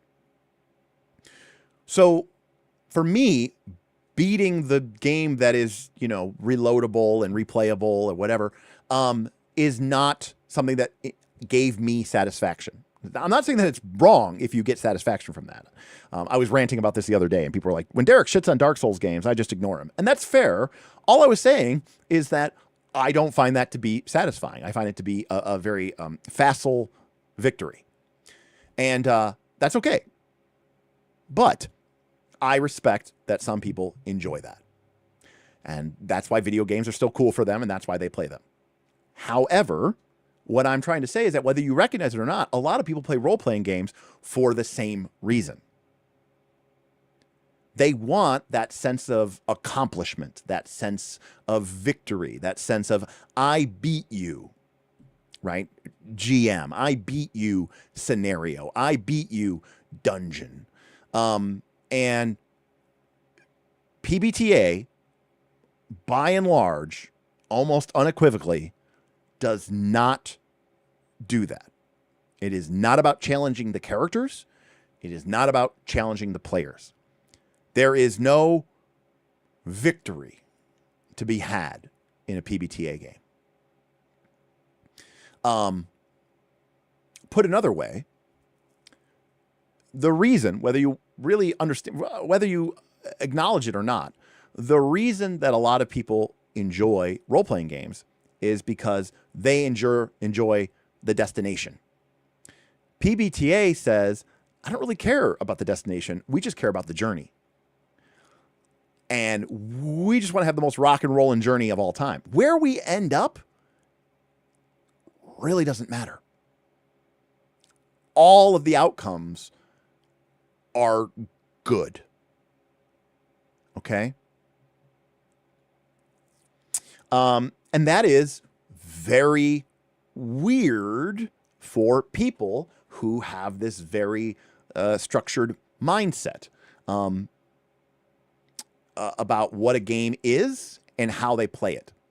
So I'll give you another kind of example of this is a couple of the games that have recently come out from formerly Leader Games, now Buried Giant Games because he bought them. But Cole Worley He's designed several games, one of them being Root. But he also designed games called Arcs and Oath.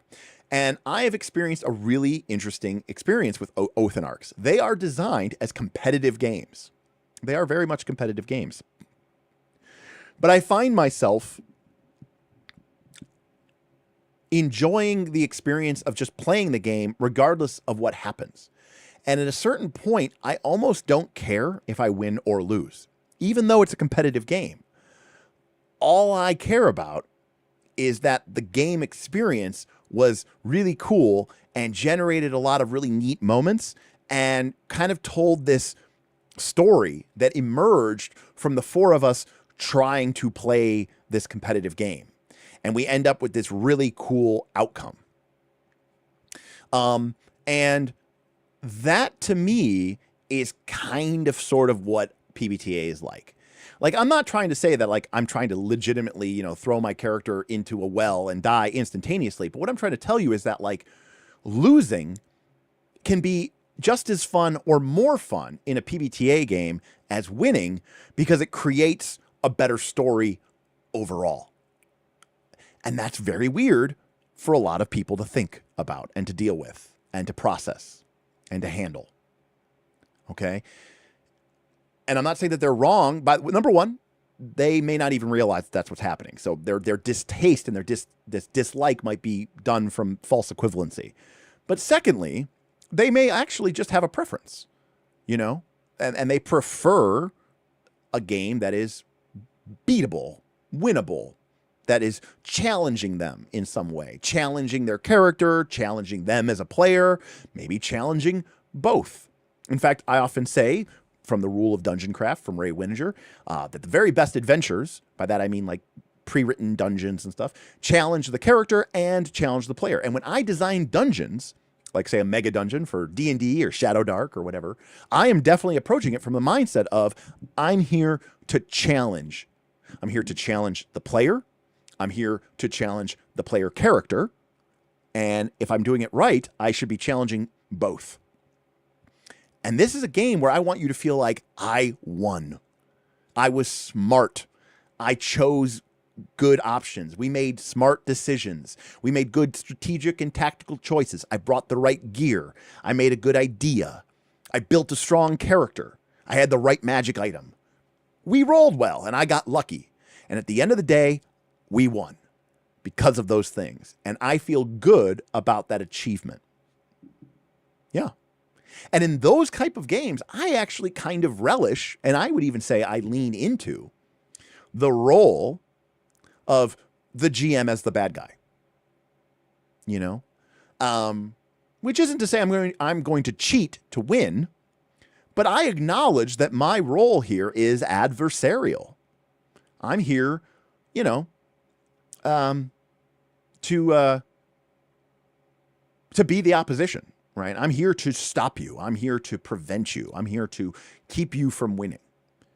And, you know, if I have a problem with modern day trad 20 games, is that they are still theoretically these challenge-based games, but they have watered and nerfed down the mechanics either deliberately and directly or subtly and in an illusionary fashion, such that the game is still presenting itself as being challenge-based, but they have completely removed all of the challenge from the game, right? And now it's like shooting fish in a barrel, right? Or it's like one of those bullshit safari hunts. They're all bullshit, but it's like one of those bullshit safari hunts, right? Where like they like basically corral the animal so some asshole can shoot it and feel really good about the fact that they hunted an elephant or something stupid, right?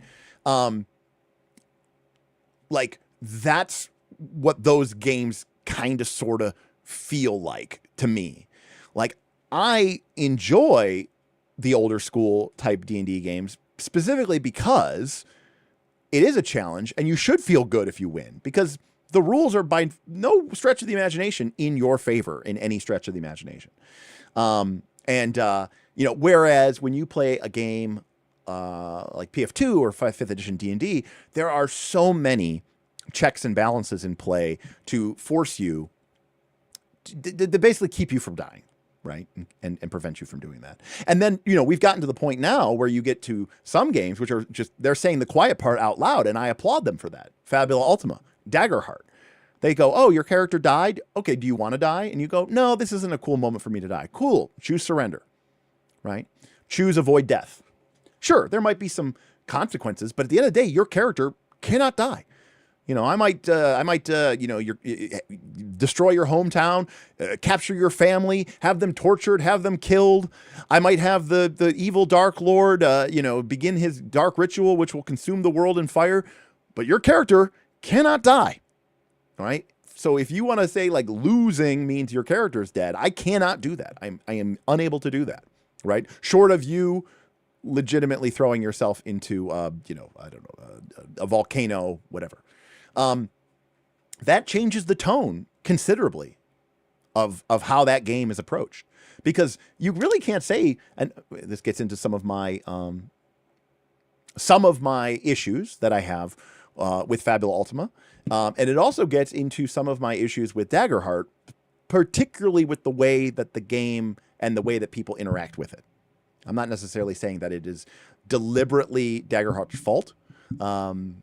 I am kind of saying it's Fabula Ultima's part, which is that Fabula Ultima sort of presents itself a little bit as like a challenge-based game in the form of the, you know, the complexity of your character builds and of especially the monsters and the boss fights, but there are no stakes, right? You know what I mean? Like, in the sense that there are no stakes to your character's life. And if you're truly playing a narrative game, you should be just as interested in seeing your party get wiped out and having awesome stuff happen as you would in winning. And so, you know, that's where I kind of run into some of the problems with that. Like, for example, in my last week on Friday, we played Fabula Ultima. The group chose not for me to remake the character, the boss at the end of the dungeon. And the boss at the end of the dungeon was a high level, 25th level champion 4. And that meant it was a very tough fight, both on level and number of players. And the group fought, and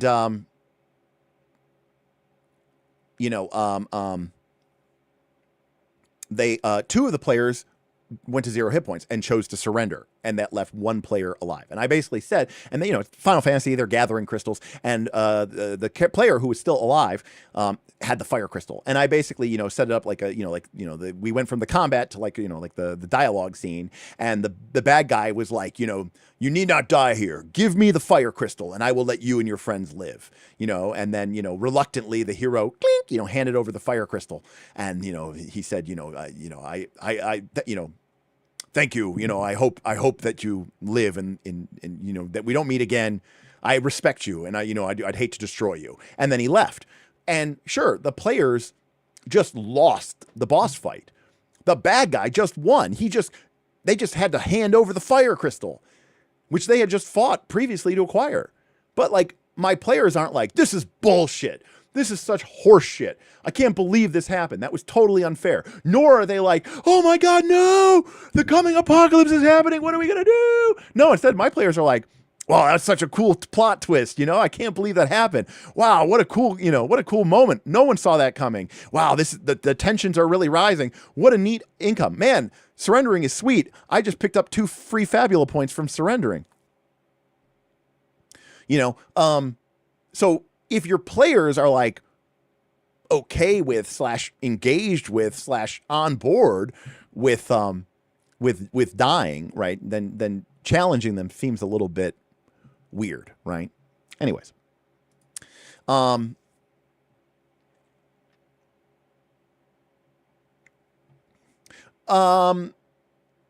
death. So I don't think that's right, Shinobi. You know, death isn't always the least interesting. I can think of a lot more lesser. I can think of a lot worse things that are much less interesting than death. For example, laying on the ground unconscious for a couple of rounds with really much no chance that you're actually going to die, and then being healed to full and popping back up at the end of the fight. That's much less interesting than dying. So anyways, we've got ask a provocative question. So again, this is actually an example that I gave in my Discord, and I'm not saying that somebody said, you know, somebody didn't say that's bullshit. But somebody basically just said, like, would that actually happen? And I gave an example of a Daggerheart, of a wizard rolling a failure with hope. And I said, the GM makes a move. And I said, okay, wizard, the fireball begins to concentrate and grow, building to a fever pitch, but you begin to lose control of the magical weaves. You can either release the magic uncontrollably or try to stabilize it at great risk to yourself. What do you do? That is me asking a provocative question. Right?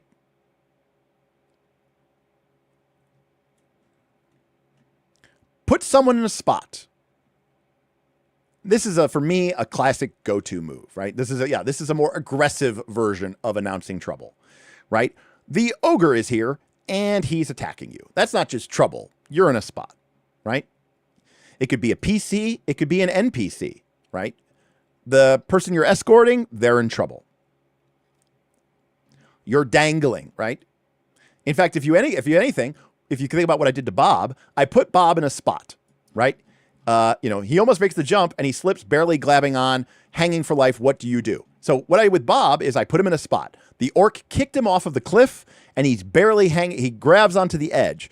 But I then dovetailed that into asking a provocative question, which is, Bob, do you drop your shield or do you drop your backpack in order to avoid plummeting to your death? Right? So I kind of used both at once. Use up their resources. This could be their shield, their torch, their oil. It could be intangible, like their reputation or their trust. You know? Somebody might be asking, maybe they've come to their father, right, who is a powerful magistrate in the town. And they need their father, right, to sort of look the other way, or to help them get their friend out of jail. And you go up to your father and you're having a conversation with them, as is part of the game. And at a certain point, the persuade rule, right, the persuade move triggers because of the rules of the game. Yes, it's a social encounter. The GM should just totally decide what they want, right? No, fuck you. No, you're cheating. Stop. This game has a move. That move triggers. Obey it. You fuck. So you roll a 6-. You missed, right? So you didn't convince your dad, and now your ally is still imprisoned. Nope. You could succeed, but you might use up your resource. Your father looks at you gravely and with disappointment in his eyes, and he says, I will help you, but only this one last time. After this, I never want to see your face again. And I might even describe out of character. I'm like, your dad will help you, but at this point, he is disowning you. He no longer considers you his son. Get out of here, and I never want to see you again. Right? So, damn. I got what I wanted. I got my friend out of jail, but I just burned that bridge. I used up that resource. Or you could just say, you lose some extra hit points. I don't. It all depends on what you what feels right and what is going on in the situation. So again, we get some great examples here. Demonstrate a downside. Show how their moves are limited. Show with a weapon that is heavy or crude. Show them why wearing warm armor in the blazing sun is a bad idea. Show them why it's hard to be hard to be short or tall or young or old. Right? Turn their move back on them. Take the move that they were making and flip it around on them. Maybe you give advantage to their foes. Maybe you have them come up with something bad for you to work with. Maybe their move constrains their options instead of expanding them.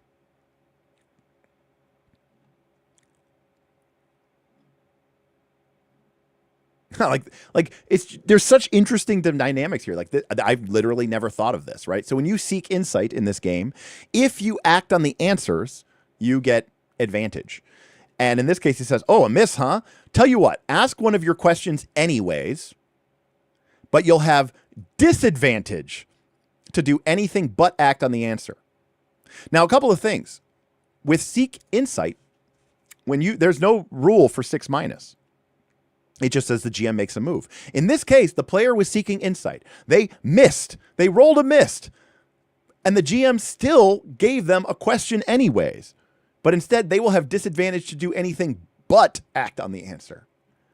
So again, this is an instance where people go, oh, it's so lame. Seek Insight doesn't let you get information on a miss. No, on a miss, the GM decides what happens.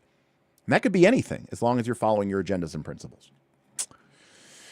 Of course, you could hurt somebody. You could inflict hit point damage, or you could inflict like an actual like narrative wound, right?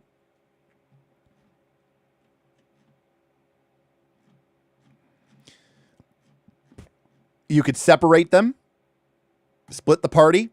You could capture them, which is, kind of a same thing, relatively speaking, but just a different way of presenting it. Literally, my two favorite moves in the entire game are these ones. Offer an opportunity with or without a cost. Tell them the consequences or the requirements, and then ask. Right, remember, anytime the players tell you what to do, if you were going to make a soft move in response. And so you could just, like, look, if a move didn't trigger, because, there's no move to be made, then you're free to do any of these things. And you just say, like, for example, I want to ambush these people. Do I need to make a roll or whatever? Well, if a move didn't trigger, no. You could just say, if you act right now, you can ambush them. They don't seem to have spotted you. What do you do? Or you could say, you can ambush them, but if you do, anyone that if they're not fully killed, they'll have you completely surrounded. Do you ambush them? Do you jump down and ambush them, right? I'm offering an opportunity, this one with a cost. You get to ambush them, but you'll be surrounded. Do you do it? Yes or no? And all of these things are designed to do the same thing. Make your players make decisions. Get them involved. Get them interested. Have them think about their character. Have them think about what would my character do, but also have them think about like what would be cool in the story, right? So you're kind of thinking with two heads, two brains. And I love this. You'll often make this move without even realizing it, right? Or tell them the consequences or the requirements and ask. A player wants to do something. It doesn't trigger a move. What do I do? Well, it doesn't seem like something I'm just going to say yes to. If it was something that you could just do, I would say yes. I'll give you a great example. I'm gonna climb the wall and enter into the inner city, or the inner city. And I could go, all right, does this really feel like defy danger? No, not really. I don't know that they're really defying danger. I mean, they're just climbing the wall. And I'll say, tell you what, do you have any climbing gear? If you do, you can climb it.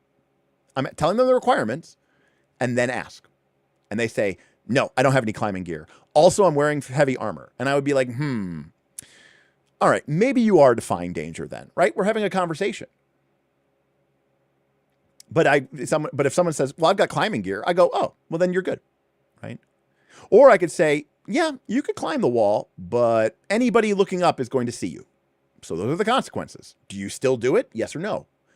The important part here isn't that I'm giving the player something for free, right? That's a challenge-based mindset. Oh, I can't believe you just let them get into the castle. Oh, think about the challenge. No, it's not about that. It's about the consequences. It's about what does that mean for future states? It's not about putting up barricades and hurdles that are going to make the player feel accomplished, when they overcome them. And then the last thing that you can do, and again, this is not a fully examinable list, is advance towards impending doom. This is what I would call advanced tech. Okay. But this has to do with Dungeon World / Apocalypse World, large scale methodology. In Blaze in the Dark, we would call this ticking a clock off screen. All right. Which is a way of demonstrating to the players, not necessarily, to the player characters, but oftentimes, to the player characters as well. But that some big threat that is sort of driving the overall arc of your game is one step closer to coming true. Right? And it's rarely you might just chuckle evilly and tick a box and say that you've got a bad feeling about this and not actually reveal what doom is coming to pass off screen. Okay. And it says, but if you do this, make sure you commit to the portent having come to pass off screen. If you don't do this, you haven't really made a move at all. And I'll be completely honest with you. When I make this move, if it's not apparent to the PCs, I will almost always do a cutscene to the bad guys, right? And I will have them see, cut to an ancient dark temple where you can see, the squirming form of an Eldorian noble chained to a table, and you see a gleaming ceremonial ruby dagger, the same ruby dagger that you lost back in, Zanzibar.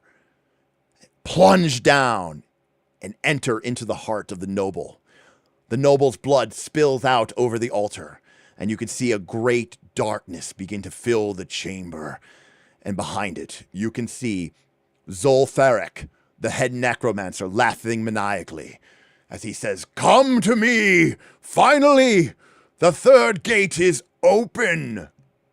Right? That's me doing an off-screen move. That's me doing a villain scene. Right. That's me giving the players some fabula points because I just did a cut scene, in a video game. Again, that's bullshit. The players shouldn't know about that. They should really have the fun of overcoming that challenge. That's not what these games are about. It's about storytelling. John, again, I'm not here to say that one style of play is better or worse than another. If I was playing a mega dungeon and I was playing, BX D&D, I probably wouldn't do that because BX D&D is about challenging the players. And not knowing something is a challenge.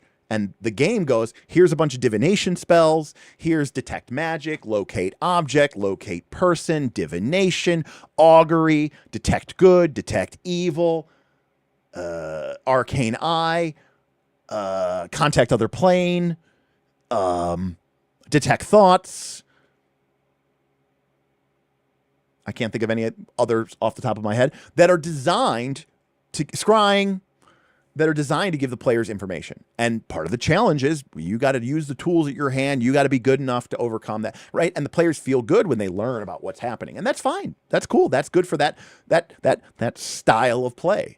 But the truth of the matter is, most people these days, unless you're one of those OSR weirdos, they don't actually like that style of play. They're playing games that are designed for that style of play, but they don't like that style of play. Again, I'm somehow both, right? I like both styles of games, but I don't like to put, right, my peanut butter with my tuna fish, right? I like peanut butter sandwiches. Love them with a little bit of honey. I don't really put jelly on anymore. Sometimes a little bit. And even then, not jelly, jam. Jelly's too messy. But I really love peanut butter. I love the crunchy Smucker's Natural, the kind with the oil that separates. Delicious. And then I get a little bit of organic honey, and I just, a couple lines on the peanut butter sandwich. Delicious. But I also love a good tuna fish sandwich, right? Tuna fish with some mayo, get it nice and whipped up, and then add a little bit of sweet gherkin relish. Delicious. Maybe a little bit of chopped celery, but for me, a sweet gherkin chopped up, minced fine. That's the way to go. Great. I love both of those sandwiches, but I will never put them together. Anyways, that's me with role-playing games. I don't fuck with that. Anyways, and then we get a full example of play where so previously we've had 3 examples for each of these. In fact, Tell Them the Consequences and Ask gets 5 examples because it's delicious. It's one of my favorite moves of all time. Tell Them the Consequences, Requirements, Ask. These are all moves. And what a move is really saying, by the way, is, especially these moves, is me, the GM, being curious about you and your character. I want to learn more about what you and your character are going to do or would do in this situation. The key to being a good PBTA GM is to be open-minded and legitimately curious about what's going to happen. Right? I know that wasn't aimed at me, but God help me, I love sushi. And here's the thing about sushi. I love good high-end sushi. I'm not a super sushi snob where I need to get it like, full, like, it was, killed yesterday in the Pacific and it's omakase or whatever. But I like, I like a nice, good, clean piece of sushi. I don't really fuck with like nigiri because, it's at that point, it's just fish on a rice. I think I want more than that. I want to do a little bit more than that. So I do like maki. I like maki rolls and stuff like that. But I love just, a nice spicy tuna roll or just a nice, tuna rice roll. But I also love the garbage ass sushi. Okay. I'm talking about cream cheese with the chipotle mayo and a crab filling. I love garbage on all. I love the good stuff, but I also love garbage, Sushi buffet, yes, let's go, Anyways, and then after giving us all, I do not do gas station sushi just out of a general principle. I'm not saying I wouldn't in a pinch, but I don't love sushi that much that I'm going to get it from a gas station.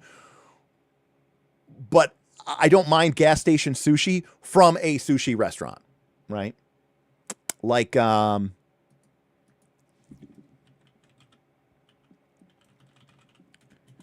this is,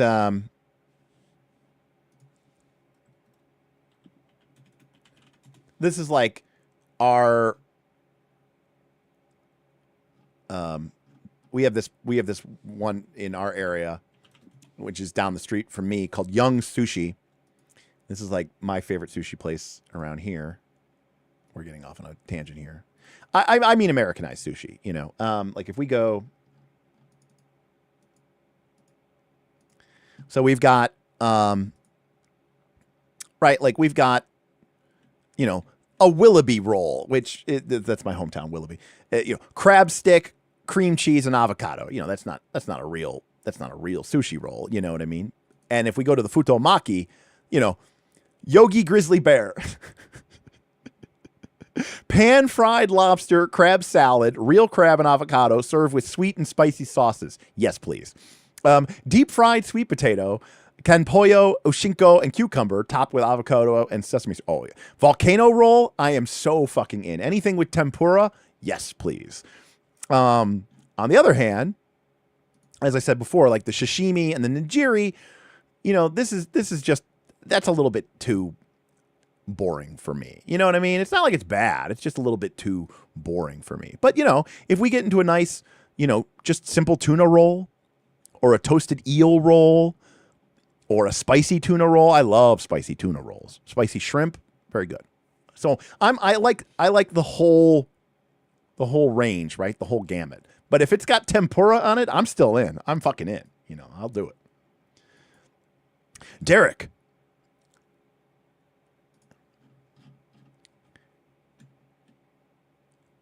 There is sushi, but it's garbage. And I'm like, oh, the GM is curious about whether I like sushi so much that I'll eat garbage sushi. The answer is yes. See, I'm adding to the story. The GM made a move. They thought they were getting me. They were like, haha, I'm going to offer them an opportunity, sushi. But the price is going to be, it's garbage American sushi. And I'm going to be like, haha, I love it. You know what? I'm going to give Thad a full strong on that one. Because he's completely correct. Yes, correct. What does eel taste like? I think it's like a very it's firm. It's like a firm fish.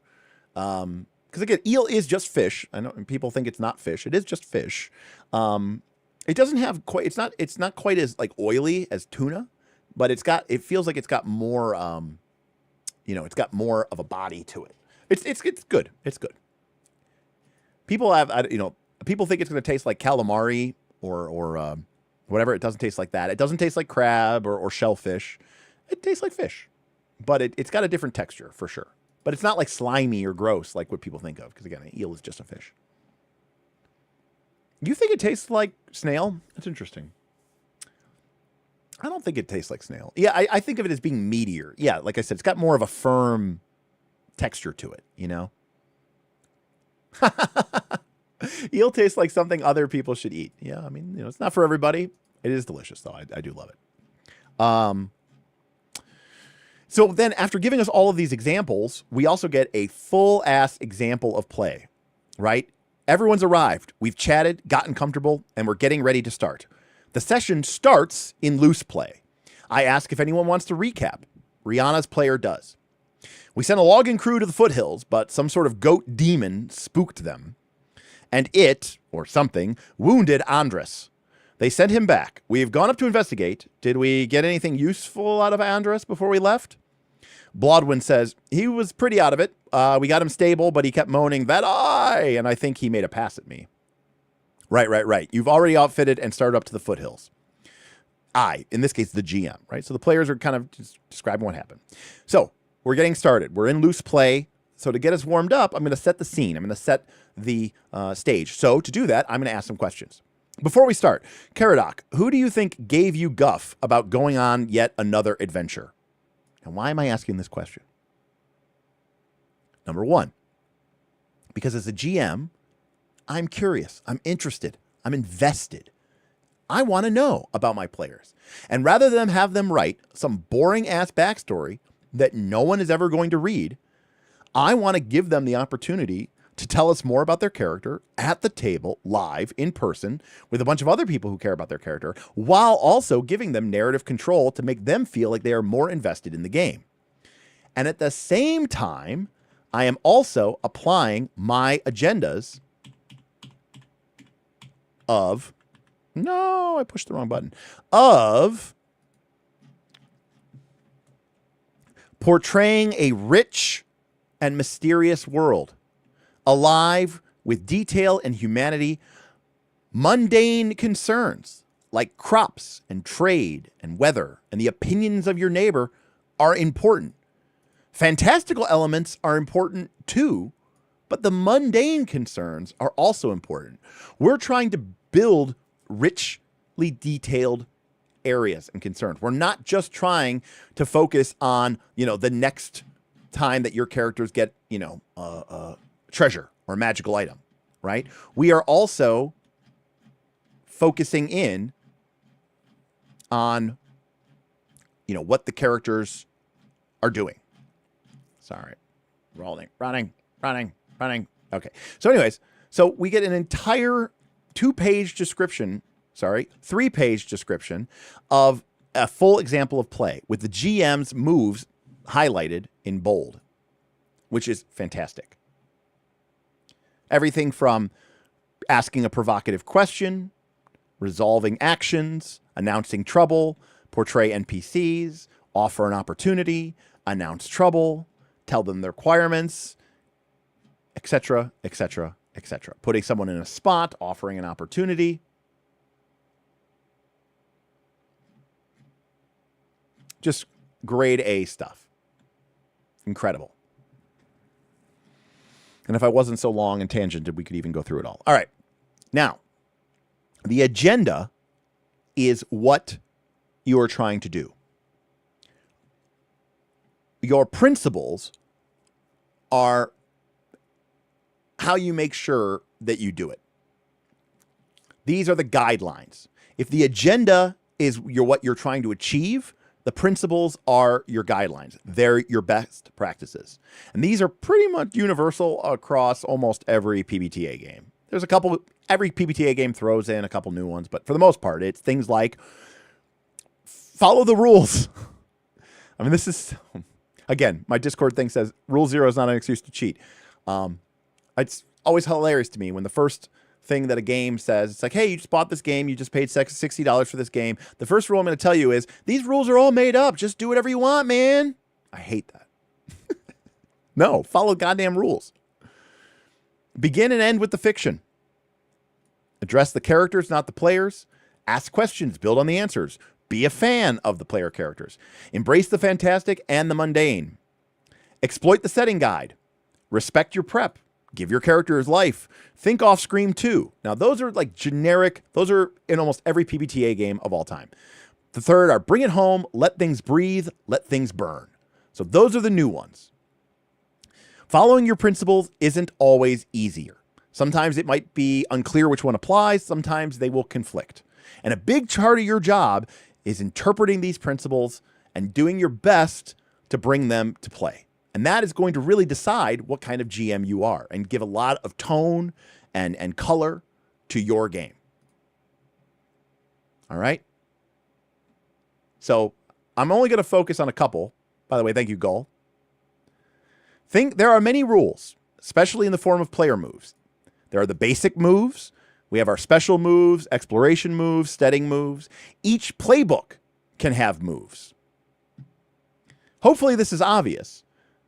But when a move is triggered, follow the procedures in the move and then say what the move requires of you.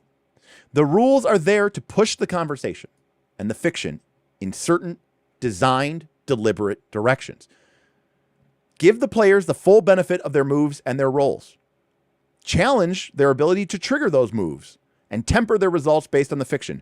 Don't fudge results of a move just because you think things should go a certain way or because you're worried that things will be too easy or that's just not hard enough. That's not your job. You're playing to find out what happens. You are taking your hands off the wheel. And I think this is the number one reason.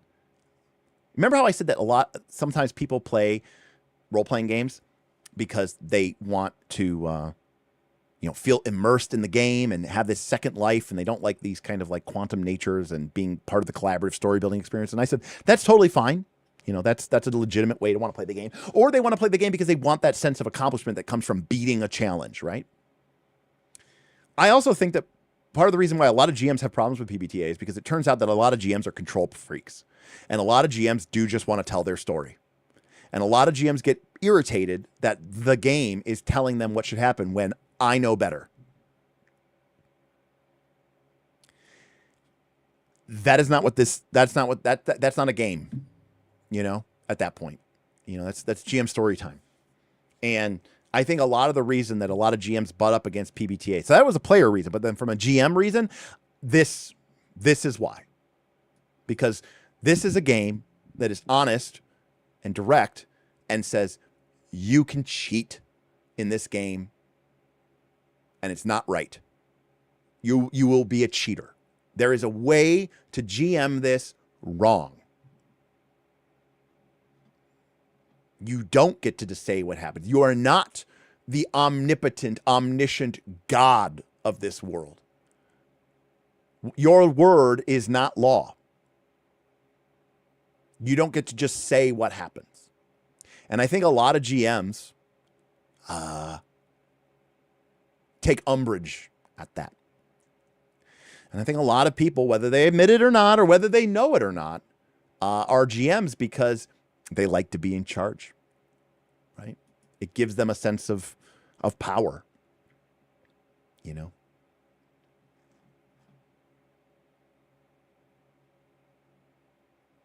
So, this line right here, I have seen so many new GMs running PBTA. Like I see him at a con, and I see him at the table next to me, and I see this type of shit happening all the time. You don't get to invoke a player move unless its trigger is actually met. You don't get to say the Krenwin, which is like a goblin. The Krenwin attacks you. Roll plus dex to defy danger. Right? That seems so natural. But you don't get to do that. Gods know. You say that the Krenwin leaps at them and then ask, what do you do? And then if they do something that does trigger a move, then you do that. But you don't get to say that. You're not in charge.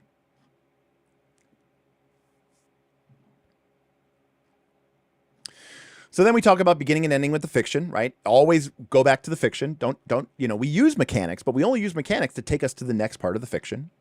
Again, address the characters, tell the characters what they can see, tell the characters what's obvious to them, right? Keep the game focused on the fiction.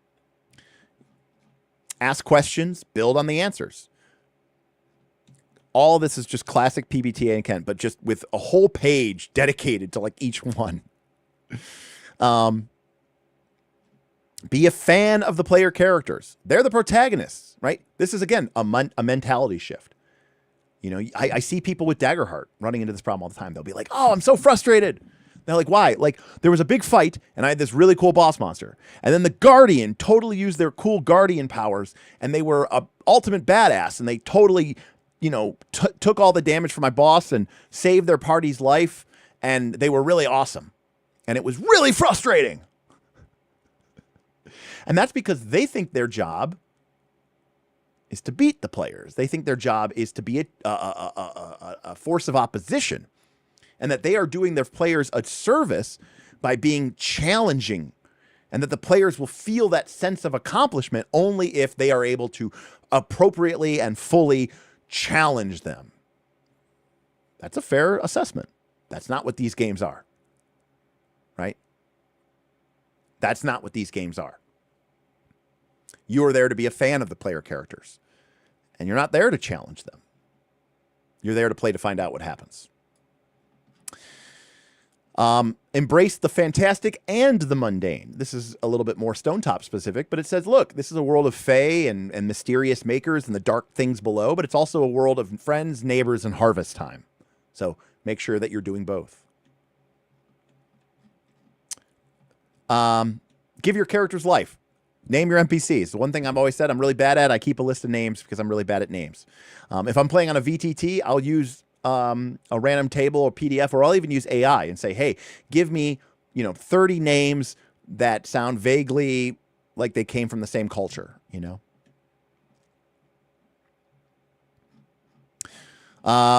Respect your prep. This is another Dungeon World preparation, right? Like if you write up an NPC or you write up a threat, if you do have things that you've prepared beforehand, use them, They're there,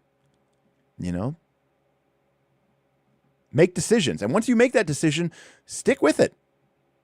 They're not saying this directly, but what they're saying is if you give the monster 25 hit points, then the fucking monster has 25 hit points.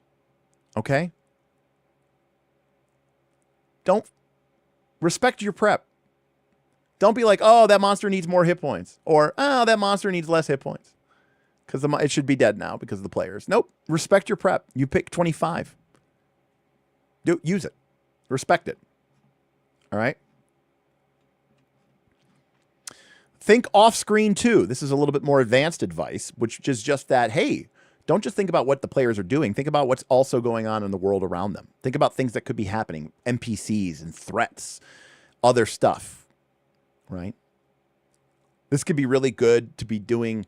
remember, this is just a generic principle, but this is good stuff to do. Like when the players are doing something, think about how might other groups or factions respond to this after the fact. When the players have left this area and the Fey creatures come in and see that the players have hacked up a bunch of, of trees, how are they going to respond? Sure, they're not here now, but they're going to be here later.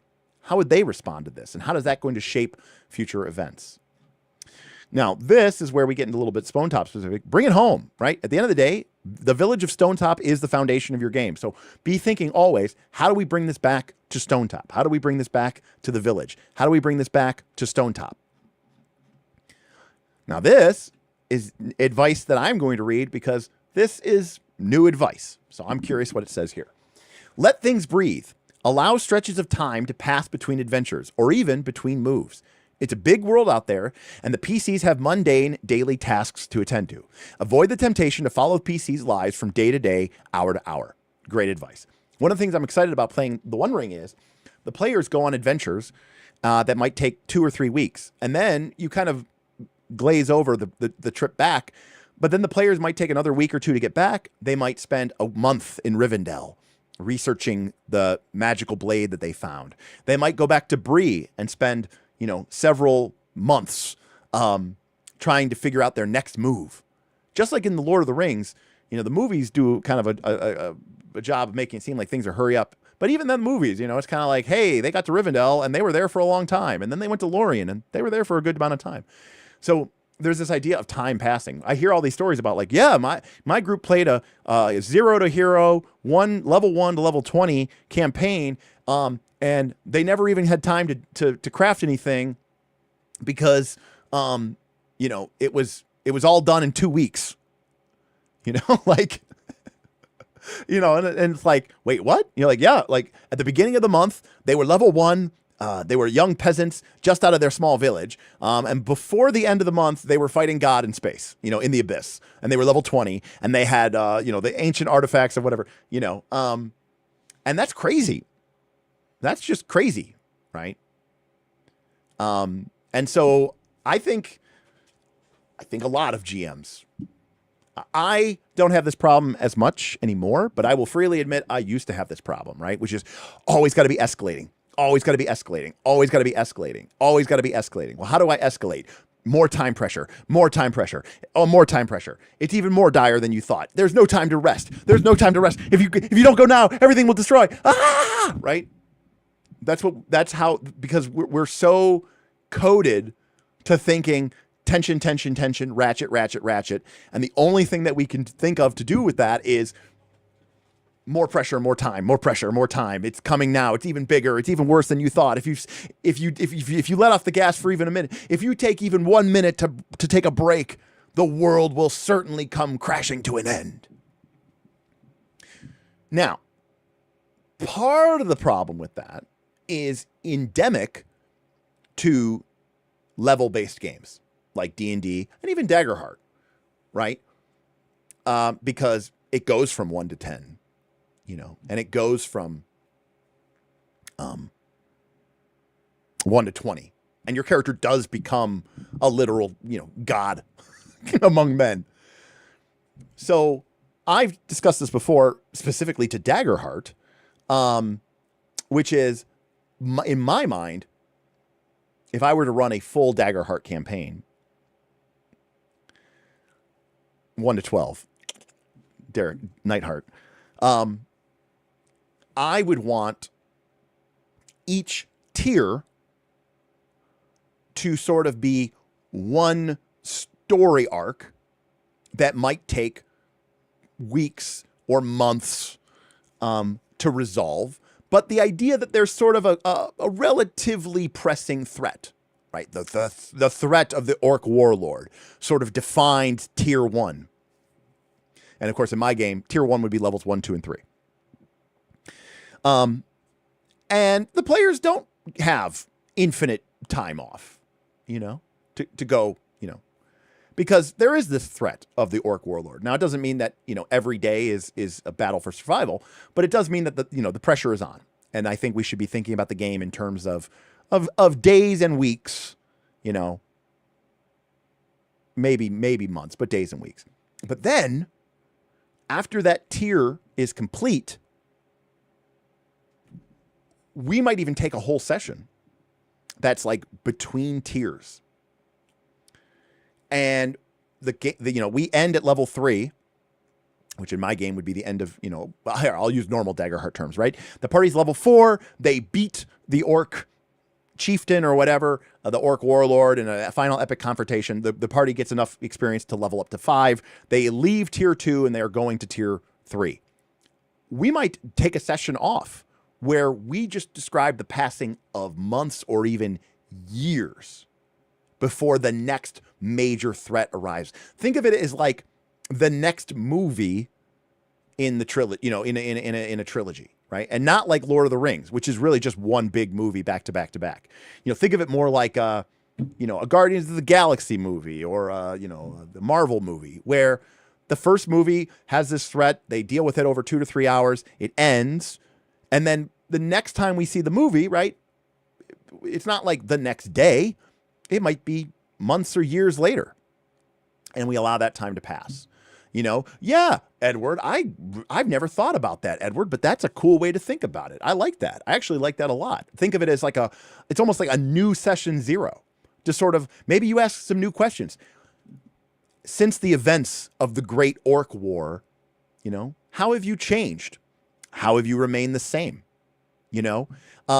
Maybe somebody gets married and starts a family, and whatever. But then eventually, right, new threats arise and the party finds themselves drawn back into the thick of it again. And we just repeat that several times. I think that is a much better way to proceed rather than viewing the whole campaign as essentially one gigantic adventure, which is, by the way that most Paizo APs are written. They're basically written as like, the Rune Lord is rising and will rise when you guys are level 20. So you better get fucking to it. And sure, there's a bunch of bosses between you and the final villain, where they basically go, the princess is in another castle. And you will read here in my journal, or a letter that I was writing, about just how bad it is and how quickly you need to get to the next adventure before something even worse happens, right? So there's this idea, I'm not going to bust out my whiteboard here, but there's this idea that the tension should kind of be like this, right? Like the tension builds. It goes up to here, and then you guys complete the tier, and the tension drops. Now, it doesn't go all the way back down to 0. The characters are higher level. The world is evolving. So the next time we get to the next set of adventures, it builds up again, but it's higher, right? We peaked here last time. Now we're up to here. And then we resolve it, and it goes down. But then it goes back up again. And so, like, the idea is that, yes, the tension on the grand scale is going up, but it's a sneaky line up there, right? Anyways. But we also see let things burn. And this is, okay, so this is the advice of which is hold on gently. This is what other games call it. They say hold on gently, which is basically the idea of, don't be afraid to put something in crosshairs, I think is the apocalypse world, though. Basically, it means your plans suck. Don't mean they suck, but it just means don't become attached to your things, right? Protect no one and protect nothing, right?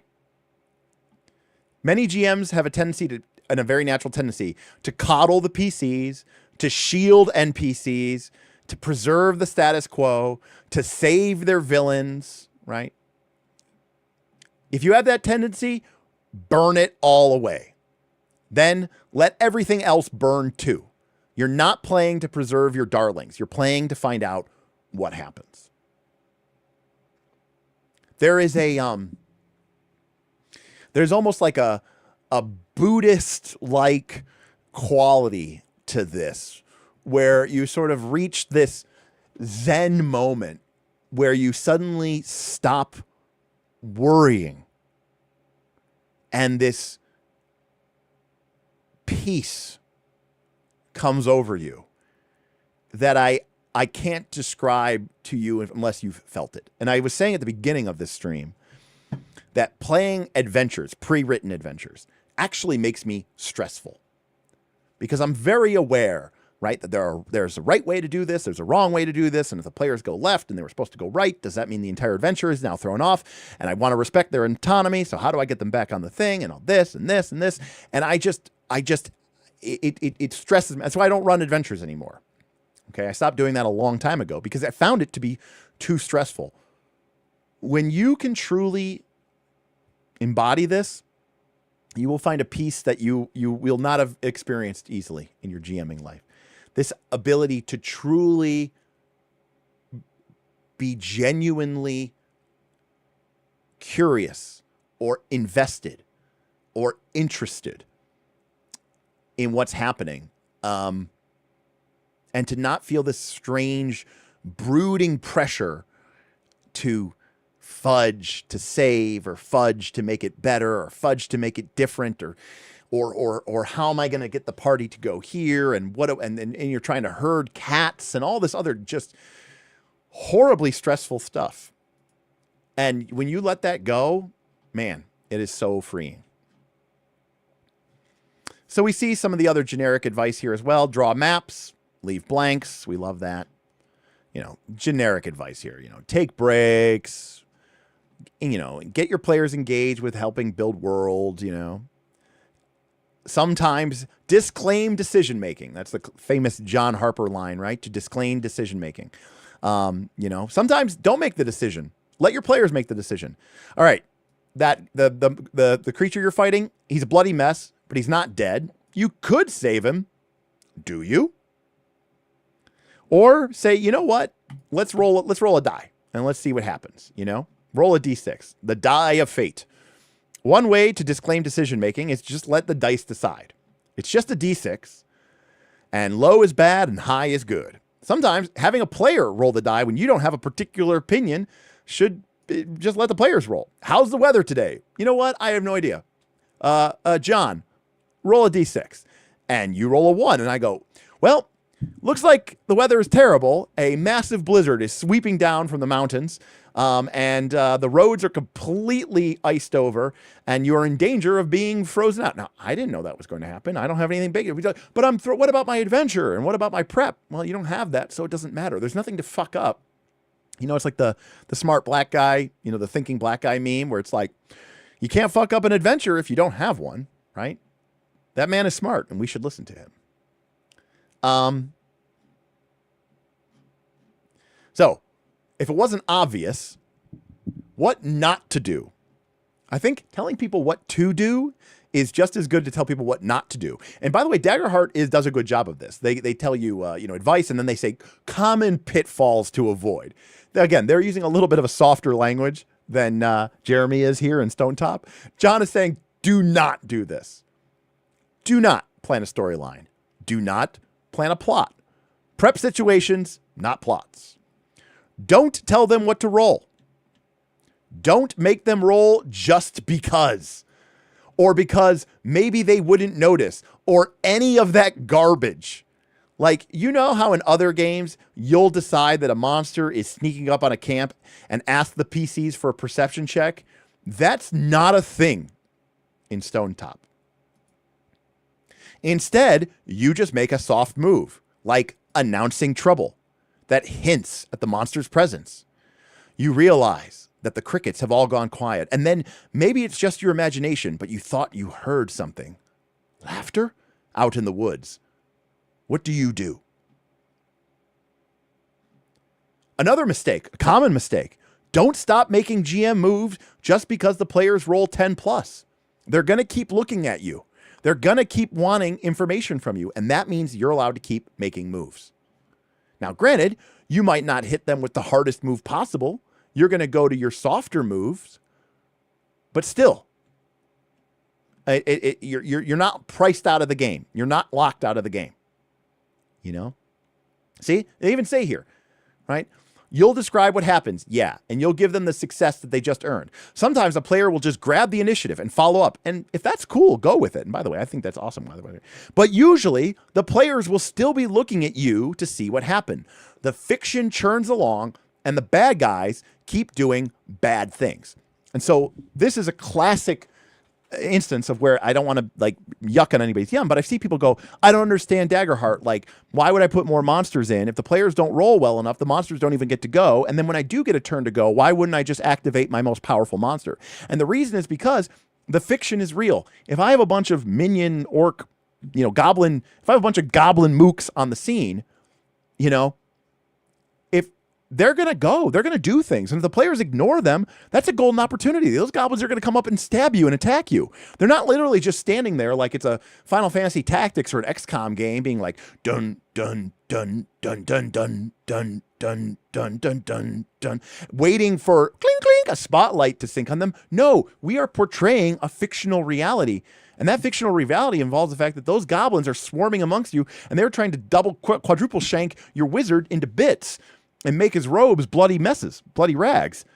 And if the players don't do anything about it, I'm just going to attack them. I don't fucking care if you didn't roll a failure or didn't roll with fear or if I didn't spend a fear token, right? That's a golden opportunity. That's the fictional reality. The players are going to be looking to me and see what happens. I'm going to be telling them what those goblins are doing. And if they ignore those goblins, they're going to go kill somebody. They're going to go stab somebody. And all that fear and all that other stuff, that's fine, but the fiction is first. And even in Daggerheart, It is a fiction first game. GMing is a practice. This is where he says, look, everything I just described, it's doable, but it is hard, and anything worth doing is. Running Stonetop is a skill. Running an RPG is like music or yoga or martial art. It's not something you master. There's always room to get better. I'm always getting better. Even just right now, what Edward said earlier about thinking of it as a mini session 0, right? I'm like, oh, that's great. That's like a new thing that I've locked away to think about that as a really cool practice. I never really thought of it that way before. I never really kind of contextualized it that way. Edward just helped me become a better GM.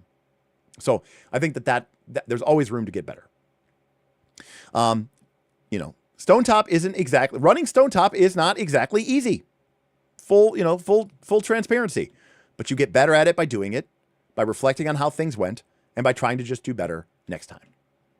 During the first adventure, follow on your agenda, use your core loops, your basic moves, and keep reviewing. When you get time, review your session.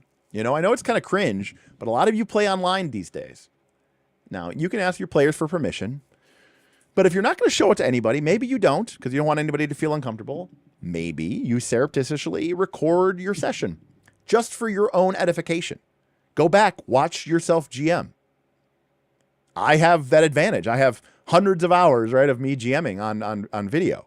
And yeah, absolutely. I got better at GMing from watching myself GM. Look over your principles. Did you ever fail to follow them? Did it impact the game? What would following your principle have been like? We've never done it because I think it would take an infinite amount of time, but I've often talked about going back and watching one of my root games and pausing every, 25 seconds and basically breaking it down move by move.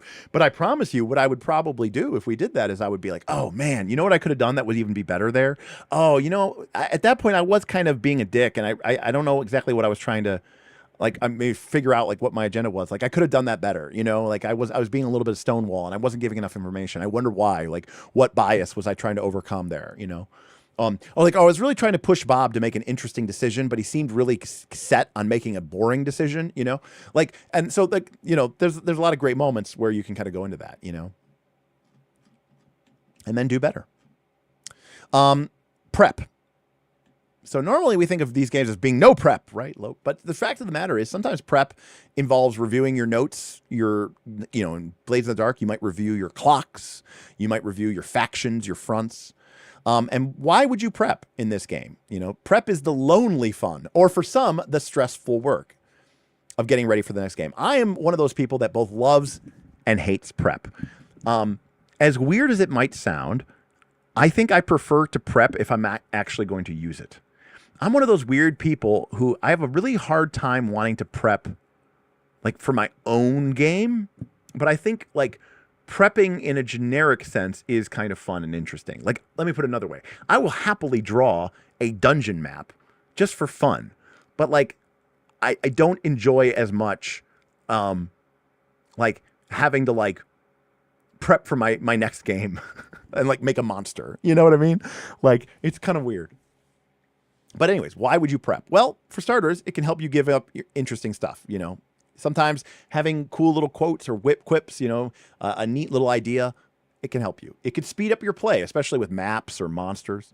To shore up your weaknesses, remember that the PCs have followers, or making up a list of names because you're terrible at making up names, and they all come up being Bumpo Megafist. To give yourself permission to play hard and inflict badness on the PCs. If you have a tendency to pull punches, it can really help to give an impending doom established, or to give your bad guys a new move like tear an arm off. Now, I've talked about this before, but one of the reasons for Daggerheart, I don't need a list of monster moves because I can just make moves. And if I need to, I'll spend fear to make it worse. But for some people, they want to have that specific move on that monster that says tear an arm off, so that way they can feel justified and more permitted to allow to do that. If that's something you need, then that could be prep that is valuable to you. And then lastly, we get into the actual sort of more mechanical elements. Threats, which are, again, those sort of factions or fronts. Creating new arcana discoveries, puzzles, clues, like coming up with a puzzle or a new arcana, which is like, right, like a magic item, can be tough. You know, coming up with a mystery on the fly can be tough. So those are fine things to prep. Same thing with like monsters or a trap. Those can all be useful things that you just keep in your back pocket, which I think is really cool. Same thing with sites. Having a map can be useful. And, you know, having a visual aid or some art can be useful. Again, AI is the devil, but, you know, it's here and it's available, and it can be really great for your home game to just, you know, make up some art. Or if you want to, you know, go steal the old-fashioned way, you can go online and Google some art and, you know, just right-click and put that into your art, you know, print that out or put it into your VTT and steal it the way that God intended it directly from the artist. So, again, great advice, but easier said than done. Oh, wait, did we reach the end? We did! We reached the end of another chapter. Hey, look at that. We're more than one... Wait, this is 600 page. We're more than 1/3 of the way through. Yay!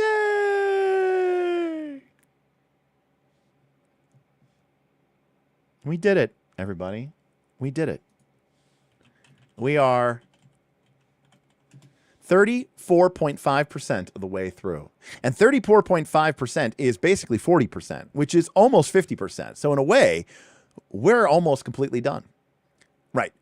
Through the first book. We also have to do the second book. You're never gonna be finished. I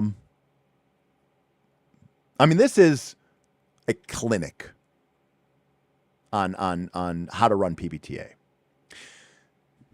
But I will admit, when I wanted to learn how to play guitar, I bought some really excellent books on how to play guitar. They talked about finger positioning, they talked about chord theory, circle of fifths, all that jazz. How you move up and down the fretboard to generate. It was great. I think I literally, I remember really being very pleased. You know, it's not like I just bought a book of music. Here's a bunch of notes on a, you know, on a music staff, you know, go figure it out. No, it was like, it was telling about play. It was talking about, you know, finger, all that stuff. Great. All written down. Wonderful. Great advice. But I could also read a book about drawing, and that doesn't mean that I'm going to be able to draw. And I could also read a book about playing guitar, and that doesn't mean I know how to play guitar, right? Reading it and doing it and practicing it and getting used to it and internalizing it and building up the muscle memory and undoing bad old muscle memory, that is a skill, and that takes time. And no matter how much I talk to you about PBTA, or no matter how much Jeremy Strandberg talks to you about PBTA, even how good it is never going to really matter until you put those principles into practice and until you get reps and do it over and over and over again and get better at it. And so, you know, Jeremy talked about that. And I think that, so while this is, I consider to be probably the single greatest description of how to run, you know, from a GM's agenda, principle, and moves perspective, especially with the examples. I mean, we didn't even really cover the examples, but like the advice is great. But having those examples, multiple examples, you know, we saw this in, why can't I think of the name of the game?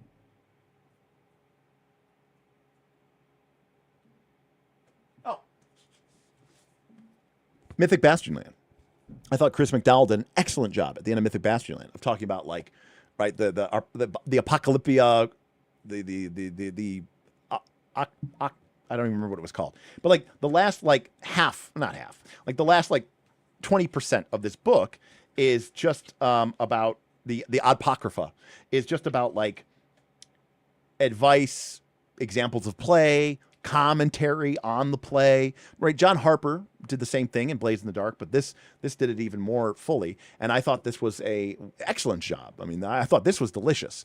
But that was only like, you know, 20 or 30 pages. You know, this is the whole fucking rest of the book. So, you know, fantastic stuff. By the way, God, what a gorgeous game. What a lovely game. We didn't get enough votes for people who wanted to play this game, but this was one of the games that was on my Patreon. Do people want to play this? It didn't get enough votes for me to set up a game, but this game is beautiful and weird. in a way that I actually, this is very new SR, right? This is probably one of the few new SR games that I would totally play. It's weird and beautiful in all the right ways while still feeling mythical and fantastical without being and weird, but in a weird to be weird way. It's so beautifully, and I love the art, and it's so well written, and Chris just knocked it out of the book. Like, what a beautiful book. It's even got that UV finish, right, where there's like this slight raising edge. Everything about this game is so compelling. Anyways, yeah. So PBTA, right? Great. We've got through that. So what do we have left? We have player moves, and then we have information about harm and healing, how hit points work. And then we talk about creating your first adventure, creating fronts and threats. They call them threats. How to do expeditions, sites, dangers, discoveries, information, how to write your own custom moves, how to end a session and start a session. And then lastly, we have like the last 5 or 10 pages of the thing are just media sources and index. So yeah, we got a while to go. But hey, we're talking about the game. We're loving the game. Hell, it's Daggerheart's 1-year anniversary. And Daggerheart is by far the closest we've seen to a wide adoption of a PBTA-like game,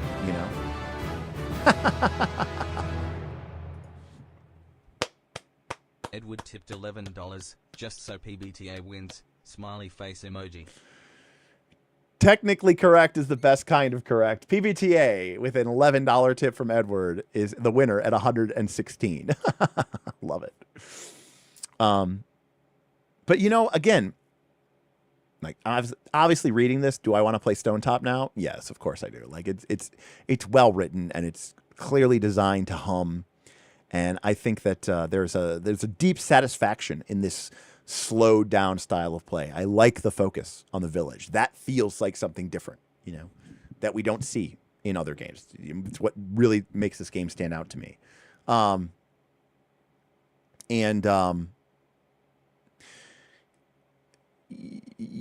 But going back to Daggerheart, again, it's a wider adoption of a PBTA style game than we've seen. However, I continue to see the struggle that people have, even the business, with getting people to embrace that. Even today in their 1-year anniversary, they announced that they're doing this adventure pipeline, and they're going to be pumping out adventures that are going to come through their adventure pipeline. And I'm kind of like, right? Do you remember where Jeremy stand? Like just a few minutes ago, remember when Jeremy was like, never prep, don't write an adventure, fuck your plot, it's stupid, right? Like, and I'm like, now Daggerheart's going to be making adventures. Jeremy Crawford, the guy from 5e, is going to be making adventures. Vin came in with a $2 Australian, which is enough to tip us to $117.34.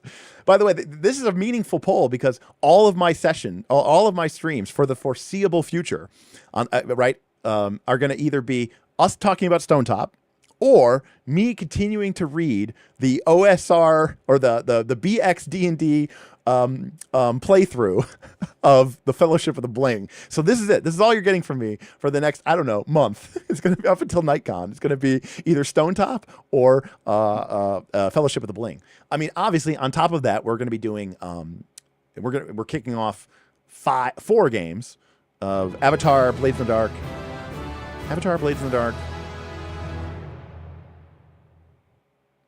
The One Ring, $10. Well, now we got a and Daggerheart. War.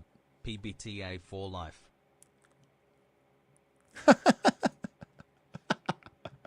Now we're up to a bidding war. PBTA for life. That is just unfortunate. Wait, which part is unfortunate, Thad? So what I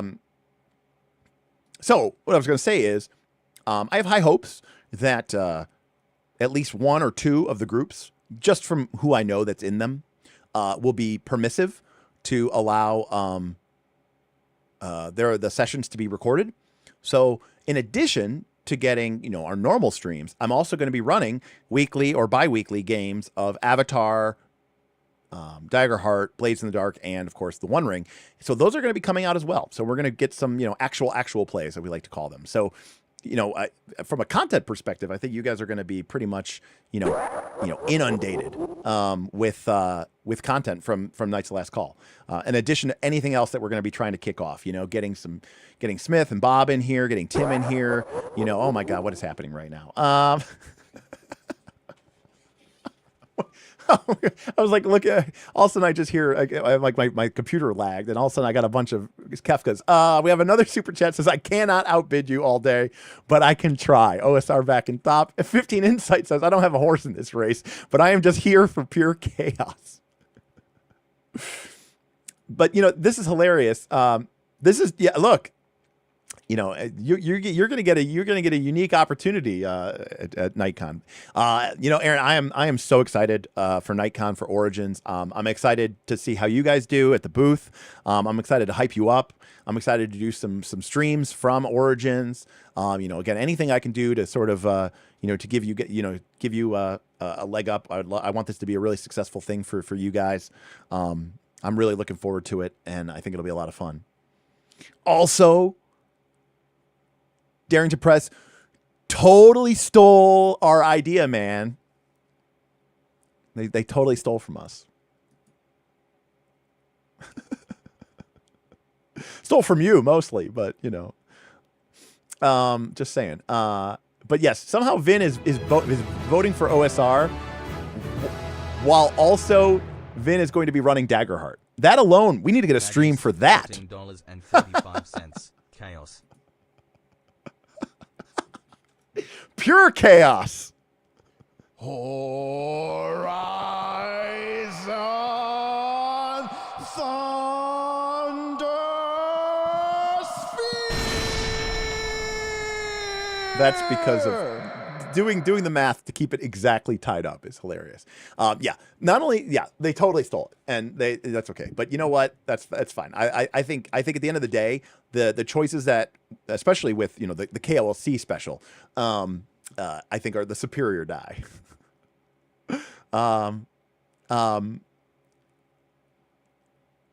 Por qué no los dos? Free Brooders on the Frontier, anyone? A second edition is playtesting right now. Free Brooders is fantastic.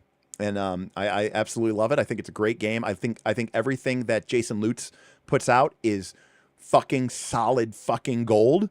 Obviously, Jason Lutz was obviously involved in this game as well. I don't know if he's listed as a designer or if he's listed as a he's listed as the arranger. Obviously, Lampblack and Brimstone is Jason Lutz. So obviously this is Jeremy's work, but Jason was involved, and I think everything that they do is amazing. Freebooters is incredible. Perilous Wilds, Perilous Voids. They remade World Wizard, which is a remake of Dawn of Worlds, which is one of my favorite random indie games. But not just running Daggerheart, but consider running it raw.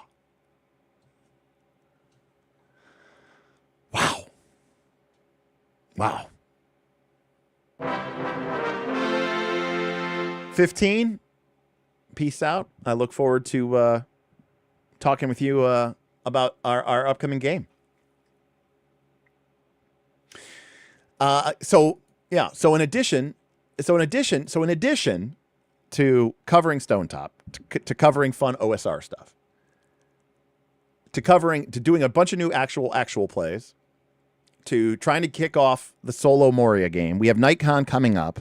Also, apparently I'm going to D&D stream, or D&D summer camp, Origins, Gen Con, new mega games. Bob is kicking off Dragonbane this week with the GM signups. I want to get Bob and Tim back here to finish up our One Ring game. I want to get Smith over here to talk about Final Fantasy 14. I want to get Vin on just to be able to talk Daggerheart, how we got to this decision. Certainly once he starts playing it, that's just going to be solid gold. There's just so much to do. Oh, Thaddeus, yeah, you got to watch the RFC stream. I got hoodwinked, buddy. I got. You got to watch the Roll for Combat stream today. Classic Roll for Combat stream. I didn't even know that there was going to be another person on the stream. In fact, when I first joined the call, I didn't even notice that they were on there because I didn't have the video up. I just had the audio up. But yeah. Oh, yeah. Somehow I'm now going to be having to go to California and staying in a bunk bed at a summer camp playing D&D. Oh, okay. It's just a home game. See, it's just like my Fab Ultimate game, right? That's the one thing I keep secret. I keep safe. I keep it for me. So it is almost 1 a.m. I'm going to wrap up. I have a dentist appointment in the morning. Just a cleaning. Thank God. Nothing critical. Although I don't have dental insurance, so dental cleanings aren't free anymore. Luckily, you all were very awesome tonight, and we had an incredibly long list of people who tipped tonight, mostly in this bidding war that happened in the last couple of minutes. But Scotty F came in early. We had tips from Scotty F, Clobster Roll. We had Testy Trekkie, sorry. Cal, Scotty F, Edward, John Bonanza, David Bohr with his first super chat from being his first live stream ever. Thank you. More from Testy Trekkie, of course. Aaron, several tips. Thank you, Aaron. Solamani came in. Dirty Phil came in. Edward, the self-confessed cynic, Insight, and Thaddeus all contributed tonight, which means you guys paid for my my dental cleaning tomorrow. So there you go. See, I just take it one day at a time. And that'll be great. Anyways, Glicker signed me. We were in the middle of it, and all of a sudden I get an email thing which is asking for my t-shirt size. And if I have any allergy restrictions. I just got signed up. I was taken out of the decision-making process. Anyways, it's a way of saying things are going to be really busy for me, and I'm kind of like, okay, I'm a little like overwhelmed because there is a lot of stuff that I want to do. I really do want to create Shadow Deep and make a mega dungeon because I do think I could do that Kickstarter, and I think I could do like, I think I could make like 100,000 if I'm being completely honest with you, on that Kickstarter, and probably spend 50,000 to 60,000 to get it fulfilled. So like if I did that Kickstarter, I think I could probably make maybe pocket $30,000 or $40,000, which I mean it's nothing compared to when I used to have a job and I was Mr. Big Data Scientist guy. But now $30,000 or $40,000, I mean that's like doubling my annual salary. So that would be a huge deal for me, and that stuff is really important. But it also, admittedly, does take me a lot of time. But not worse. But the fact is, too, though, a lot of you want to see the work being done, so it really precludes me from doing that stuff. But now I'm going to be running a bunch of games, and what I was going to say is, while running a bunch of games does eat up into my time, I will say that I think it's going to be better for me in the long run. I don't want to like ignore Shadow Deep, and I don't want to ignore Shadow Tide, and I don't want to ignore any of the other big projects that we've talked about, even things like Derek rebuilding Daggerheart. Now that it's a year old, I feel like we have a little bit more permission to do it, right? Especially after I get more reps with it. There are things I know I'm going to change with Daggerheart, but part of it is like I refuse to do it until I at least play the game. I already know the answer. I know what I want to change. I know I'm not going to like those rules. But I feel like you're kind of an ass if you change it without running it. So, after I get, 20 reps with, Daggerheart under my belt and stuff like that. But the fact of the matter is, for me as a YouTuber, it's really important that I also get opportunities to play the games. And, I have this awesome Discord where people are playing games every night of the week, but I'm streaming. If I'm streaming, I can't be running games. So, it exactly, Cinnabos. I have to play games. I can't get too disconnected. And it is good for my mental health. I love these things, and talking about them all the time and sharing information with you all is really cool. But what about me? And that's why running games with the patrons is so fun because, you guys get something, I get something out of it. And people get to enjoy and experience a new game. Now, playing online, not my favorite. But the fact of the matter is the fact that I'm playing a One Ring game with people from all over the world. I mean, we've got people from Scandinavia. We've got people from the UK. We've got people from the West Coast. We've got people from the, that's cool. And, that's nothing I could do in person. But that's also why NightCon and the fact that we have people coming in like Jace all the way from New Zealand. We've got Darth coming in from Canada. We've got people coming in from all over the world. That's so cool. So, really look forward to all of it. I think it's just going to be a tremendous amount of fun, and getting to play more games is going to be better for me and for the channel, I think, in the long run as well. If the only thing I could say is, we've been doing really good with our Fab Ultimate campaign. It's running. We're about to hit level 20 which is like the first major tier up, right? I mean, you tier up at 20, 40, and then the game ends at 50. So getting into 20 is a huge milestone. I'm really proud of us that we're getting to level 20. And we started the campaign in the beginning of the year. So, roughly sometime in January. So from January to May, we're level 20 now. It's going to be pretty cool. But I'd love to get a studio game. Those are fun for me. And I love getting the other guys involved with the channel. It makes me feel it's so rewarding for me to have other people on camera and sharing the mic and getting to share with you. And it gives the channel a lot more depth and breadth than just me alone is capable of generating.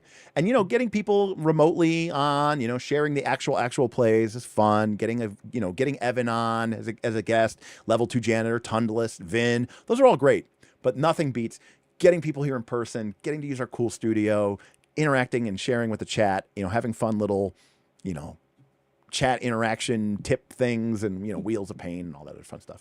But yeah, it's something that I'm really that's the one thing that I really want to figure out a way to do. And of course it's difficult. My friends are, they're that age where they all have, teenagers or, 8 and 9 year olds or whatever. Everybody's busy and they're all on 25 extracurricular activities and sports, but we'll find a way. All right, everybody, that's going to do it for me. I said I wasn't going to stream this week. Instead, I streamed 3 days in a row, like 15 hours. So 555, I think we streamed. And I went on Roll for Combat today, which is, and I also released on Monday our first session 0 from the One Ring. So sorry, I accidentally gave you guys 20 hours of content this week. Oops, my bad.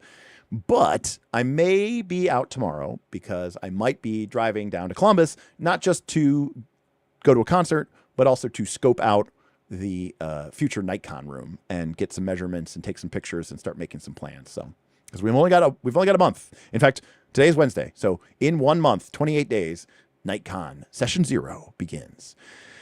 So until NightCon or next time, whenever we stream, because it could be tomorrow, but it might not be. But until then, thank you for joining me.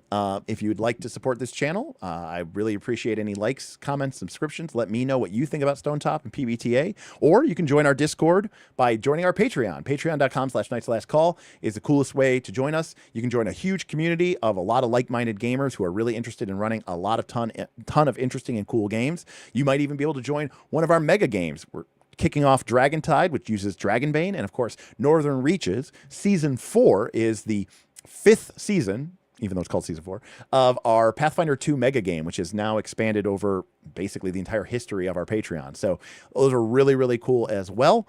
I really encourage you to check those out. And, for just $3 or $5 a month, you can get in.